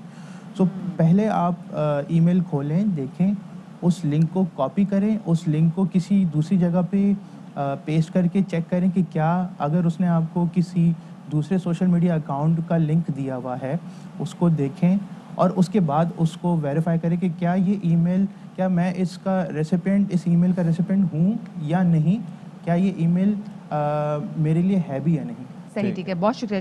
یہ بادشاہ ہمارے ساتھ موجود تھے, اور اکثر ایسا ہی ہوتا ہے کہ لوگوں کے انسٹاگرام کے بھی جو اکاؤنٹس ہیں اور آپ کے ای میل بھی جو آپ کی ہیکس ہوتے ہیں, تو یہ ہوتا ہے کہ کوئی بہت ایگریسو, جیسے بھی بتا رہے تھے بعد, یا بڑے پرووکیٹو کوئی ایسی بات آپ کو کر دیتے کہ آپ اس کا جواب دینے میں ان سے انگیج ہو جاتے ہیں. So do not engage your self ایسے لوگوں کے ساتھ جو آپ کو آؤٹ آف نو ویئر کوئی ایسی ای میل آ گئی, یہ میسج آ گیا, تو کوشش کریں کہ اوائڈ کریں لوگوں سے. تو اب ذرا ہم تذکرہ کر لیتے ہیں ایک پیاری سی بچی کا جن کا نام ہے شہر بانو, اور وہ جناب پیروڈی کرتی رہی ہیں مریم نواز کی. اچھا, ہاں جی, اور پیروڈی کیا شاندار انہوں نے کی کہ وزیر اعظم عمران خان بھی متاثر ہوئے. اور انہوں نے ملاقات کے لیے جناب بنی گالا بلوا لیا. بنی گالا بلا میں نے سنا ان کو بڑی شاباشی بھی دی اور شہربانو کو کہا کہ آپ کافی آگے بھی جائیں گے, تو ذرا آپ کے ساتھ ہم شیئر بھی کرتے ہیں جی گفتگو. کدھر ہے میری ہینا ٹچ بٹنی, نکالو سائز سیٹیز اور ٹاکے شاکے مارو ان پہ. میم ابھی جو پچھلی والی آڈیوز تھی ہم نے انہی کا جواب نہیں دیا. اگر آپ نے اس دفعہ دوبارہ آڈیو بھیجی تھی تو انہوں نے آپ کی بھی 100% ریئل آڈیوز نکال دینی ہے. ہاں تو صحیح سے بنانی تھی نا, پرفیکٹ بنانی تھی. میں نے کہا تھا پیچھے کوئی سیٹ سے سانگ لگاؤ, تم لوگوں نے شاہ شاہ لگا دی. اچھا ٹھیک ہے, اب نکالو سائڈ ٹوٹے اور ان کو جوڑو اچھے سے, اور کلیئر آواز لگانا اور پیچھے اچھا سا سیڈ سانگ لگانا ہے. میم سیڈ سانگ لگایا تو الٹا پتہ چل جائے گی کہ آڈیو نکلی ہے. وٹ ایور, جو بھی کرنا ہے کرو. اصلی والی مریم نواز تو نہیں, لیکن چھوٹی مریم نواز ہمارے ساتھ موجود ہیں. شہربانو ان کا نام ہے اور انہوں نے اس قدر دھوم مچا رکھی ہے مریم نواز کی پیروڈی کرنے کے ساتھ کہ وزیراعظم عمران خان بھی ان کی پیروڈی سے متاثر ہوئے ہیں اور انہوں نے ان کو ملاقات کے لیے اپنے پاس بلایا, ان سے ملاقات کی, ان کی حوصلہ افزائی بھی کی. سوشل میڈیا پر آج کل آپ کے کافی چرچے ہیں. شہربانو, مریم نواز کی اتنی زبردست آپ نقل اتارتی ہیں یا پیروڈی کرتی ہیں, کیوں کرتی ہیں اور کیسے یہ شوق شروع ہوا؟ شوق شروع یوں ہوا کہ دیکھیں بچپن سے ہمارے گھر میں ماحول تھا نیوز کا. 2017 کا وقت تھا, اس وقت ویسے بھی سارے پیپرز آئے تھے, پناما پیپرز آئے ہوئے تھے اور الیکشن کے سارے وقت تھے. تو اس وقت سے مجھے بہت شوق آنے لگا اور دلچسپی پیدا ہونے لگی. تو اس وقت سے میں نے شروع کیا. آپ کو یہ لگا تھا کہ آپ یہ پیروڈی کرتے کرتے پرائم منسٹر ہاؤس تک پہنچ جائیں گی, وزیراعظم عمران خان آپ کو ملاقات کے لیے بلا لیں گے, یہ ڈریم کم ٹرو تھا یا خواہش تھی اس چیز کی, یا اچانک ہی یہ سب کچھ پلان ہوا؟ یہ ایکچولی ڈریم کم ٹرو تھا اور میں نے ہمیشہ سے کبھی میرے ذہن میں بھی نہیں آ سکتا تھا کہ میں اپنی ویڈیوز اور ان سائے سوشل میڈیا کی وجہ سے میں عمران خان سے ملوں گی, اور جس دن میں ملی اس دن میرا best day of my life تھا. اچھا یہ بتاؤ کیا بات چیت ہوئی, عمران خان نے کیا کہا آپ کو اور آپ نے انہیں کیا کہا؟ جب مجھے انٹروڈیوس کیا گیا تھا عمران خان کے سامنے تو انہوں نے مجھے شاباش دی تھی اور وہ حیران تھے کہ میں 12 سال کی ہو کے یہ کر رہی ہوں. اور جاتے وقت بھی انہوں نے مجھے کہا تھا کہ آپ بہت پوٹینشیل ہے, آپ زبردست, کیپ اٹ اپ. تو مجھے بہت اچھا لگا اور میں نے ان سے یہی بات کی. آپ کو یہ جان کر اچھا لگتا ہے کہ ملک کا پرائم منسٹر بھی آپ کی ویڈیوز دیکھتا ہے؟ جی مجھے بہت اچھا لگا تھا اور مجھ میں ہمت پیدا ہوئی تھی کہ میں اور اچھا اپنے ان ویڈیوز میں کروں. مریم نواز کو کوئی میسج دینا چاہو گی, ان سے کوئی ملاقات کرنے کی خواہش ہے؟ نہیں ایسا تو نہیں ہے, میری کسی سے ایسا ملاقات کرنے کی کوشش نہیں ہے. لیکن چلے ہر انسان برا نہیں ہوتا, ان کی جو مرضی ہے وہ کریں. لیکن ان کو 3 چانسز ملے ہیں نواز شریف کو, اللہ تعالیٰ نے ان کو 3 دفعہ عزت دی لیکن وہ کچھ نہیں کر پائے. سو ان کو اس چیز میں ورک کرنا. مریم, چھوٹی مریم ہمارے ساتھ موجود تھی. ہاں جی, تو غالباً مریم نواز کی پیروڈی تھی جس کی وجہ سے وزیر اعظم نے اس بچی کو طلب کیا, لیکن ہیٹس آف ٹو ہر. اور آئی ہوپ کہ فیوچر میں تعلیم پہ بھی توجہ دے گی, بڑا کچھ اچھا کرے گی انشاءاللہ. بالکل جی, اور اچھی امید سب کو رکھنی چاہیے. آنے والے ٹائم سے سب کو اچھی امید ہونی چاہیے. آپ لوگ بھی اچھی امید رکھیں, اچھی امید رکھیں گے اچھے کام بھی کریں گے. شاد رہی, آباد رہی, کل ملیں گے. اللہ حافظ. اہم ترین خبریں اب ایک کلک کی دوری پر. آپ کے پسندیدہ ٹاک شوز ہوں یا اہم ملکی یا غیر ملکی شخصیات کی نیوز کانفرنسز, ہر لمحہ باخبر رہنے کے لیے سبسکرائب کریں ہمارا YouTube چینل. موسم کی صورتحال ہو یا کھیل کے میدان سے خبریں, اپنے موبائل فون سے ملکی اور بین الاقوامی اہم خبروں تک رسائی کے لیے ڈاؤن لوڈ کیجیے موبائل ایپ. باوثوق ذرائع سے مصدقہ خبروں, تجزیوں اور تبصروں سے مستفید ہونے کے لیے وزٹ کیجیے پاکستان کی سب سے بڑی نیوز ویب سائٹ www.arYnews.tv.